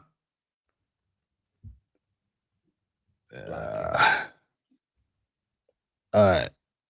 I'm going to say that Thiago you would be good for us though, you know, but he's not going to want to come and sit on the bench. Hold on. Who's Thiago? What, the Brentford striker? Yeah, the second top goal scorer in the Prem, bro. Bro, Chris Wood was like scoring air goals the other like a season ago. Did we want to sign Chris Wood? Would Mateta would like to come and sit on the bench, you reckon, Cav? At Liverpool, he would definitely sit on the bench. I mean, I don't know the answer to that question. Because he'll give us, you know, that difference in strikers, that different type of striker. No, because you Isak fanboys will start getting nervous when Mateta starts performing better than Isak. No, we'll run it, bro. No, we like Mateta as well. No, we like Mateta. We got two brothers on the pitch with a tuck-in shirt. And Jones didn't make the cut, did he? We sold him. And we didn't sell him. You guys sold him. All right, so we don't know who to get then. All right, fair enough. I don't know what type of striker that Liverpool are trying to go for. That's the problem. I don't know what... Strikers are tough, man. Yeah. I don't think it needs to be. I don't think we need to overthink it because Isak is going to be the striker. It's just going to be someone that can fill in when we need him. He's going to be injured, bro. Just relax. Yeah, no, but you're going to need someone to fill in when needed, isn't it? And when needed is when he gets injured. I'm telling you, so sign Krupi, bro. Exactly. Sign him. It'll make sense in the end. You'll be happier for it if you sign Krupi. He'll be like having EKITIKE. It'll be like the same thing. And then you like EKITIKE, so Krupi will be the same thing. You man. I'll put Krupi in there. Why don't you sound enthusiastic? These times you wanted to sign Thiago from Brentford. Because I like it. I actually think he's a good striker, though. Come on, bruv. He's Mateta. He's the new Mateta this season, trust. New Mateta. Mm-hmm. Mateta he ain't bad. I think the move that he wanted didn't work out, innit? So Mateta is what he is, which is you're not my main guy.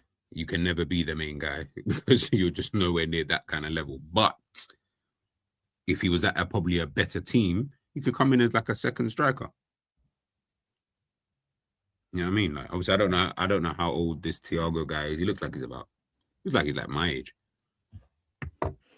Well, 50. Unless he's Yeah, no, he's only mid. First of all, he's older than me, so don't even try. The time Enzo gets to throw that joke out, you know. Well, fucking hell, bro. I don't know how you man are attacking me, bro. Allow it. No one's bro. You just said what, like 50? First of all, I'm not 50, so I don't understand why you have to say that.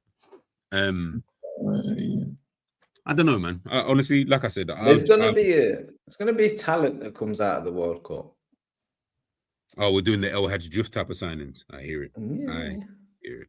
All right, we'll wait then. All right, so obviously the back line looks like it's okay. We'll have at least 4 centre backs next season.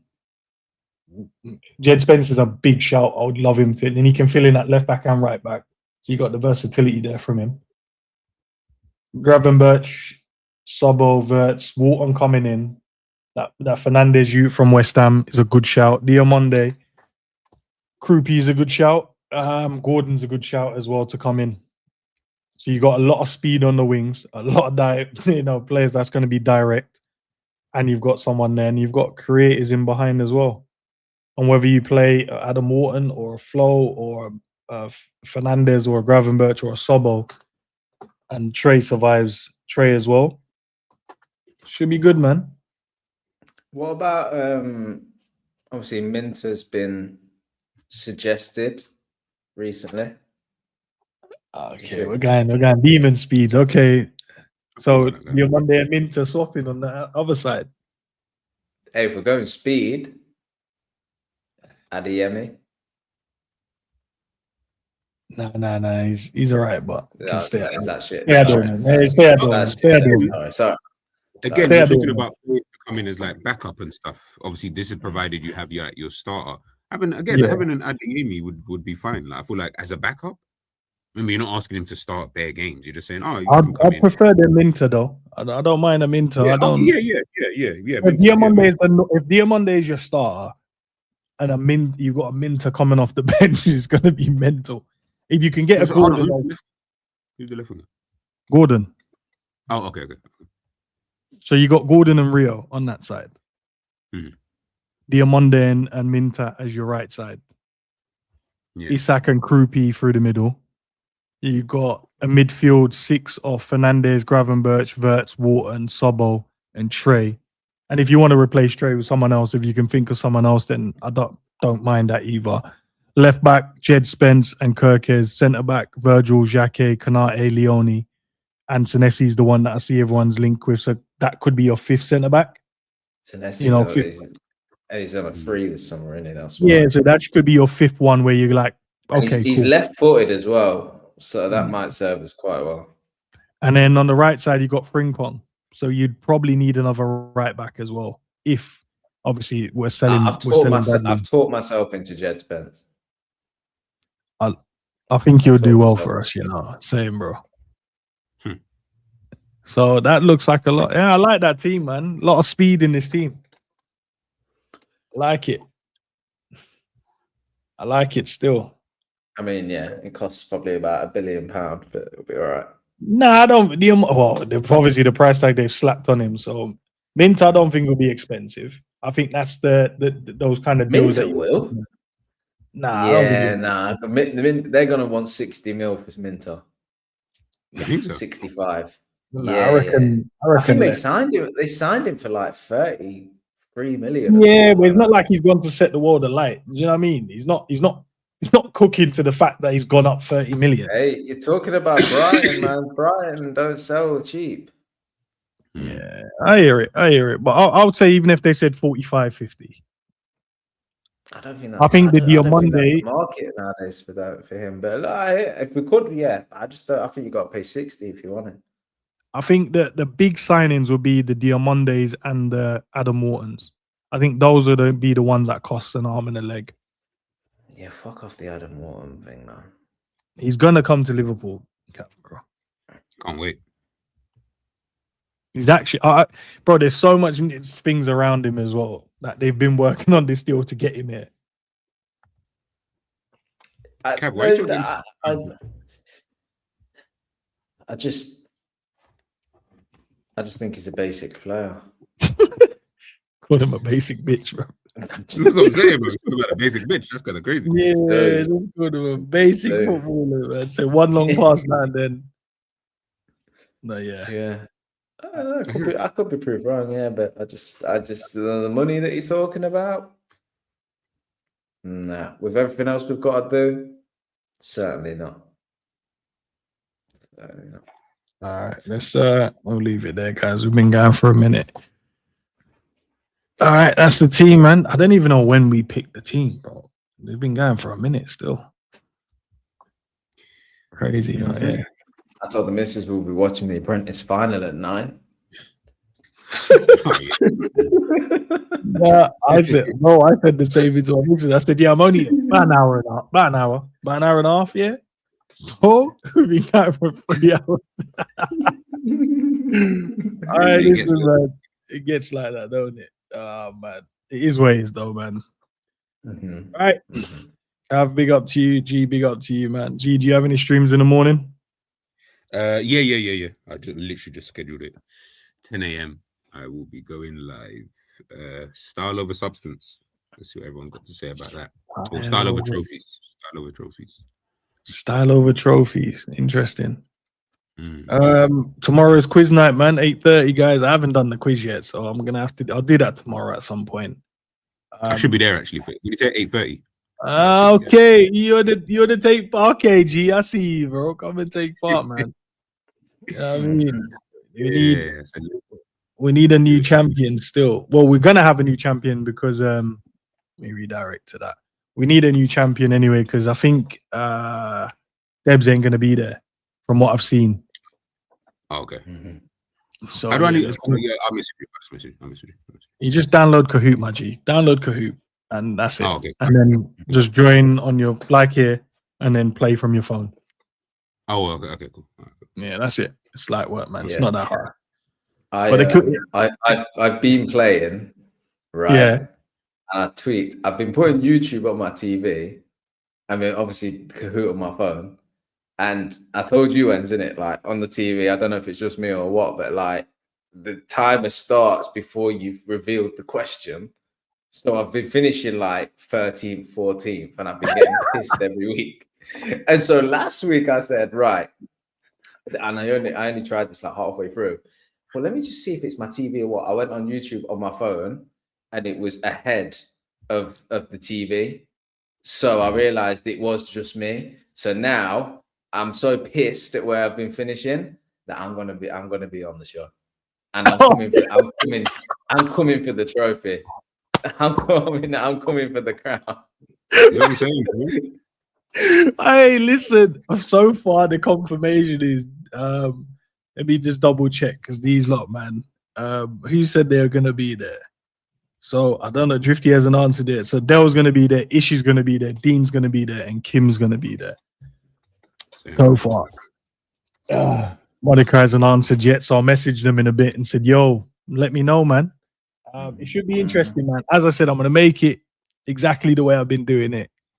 Should be piss easy, to be fair. So should be fun, man. Should be fun. I don't know whether to do 35 or 30 questions. I think I might go back to 30 because 35 is so damn long to do, bro. It's just, even though it's not that hard in it, but it's long. Can't be asked. It can be long. That's a lot of questions to have to write down. I can win it in an hour. I can win it in 1 hour 5. It don't matter to me. I can't wait to see who wins, bro. I can't even lie because Dell has been bigging up his chest a lot. Dean took one and then didn't feel like it was a win because Dell weren't there, and I was like, still take your win, bro. You won, innit? He's like, Just nah. after complaining if they win the league, you just got to take them wins whenever you can, bro. And it's mad because then straight he finished. Where did he finish last week? Like 14th or something. He finished low down last week. I was like, we should have celebrated that win then, my guy. Celebrate that win. All right. Big up to everyone, man. We'll catch you guys tomorrow, man. Peace. Peace. Peace.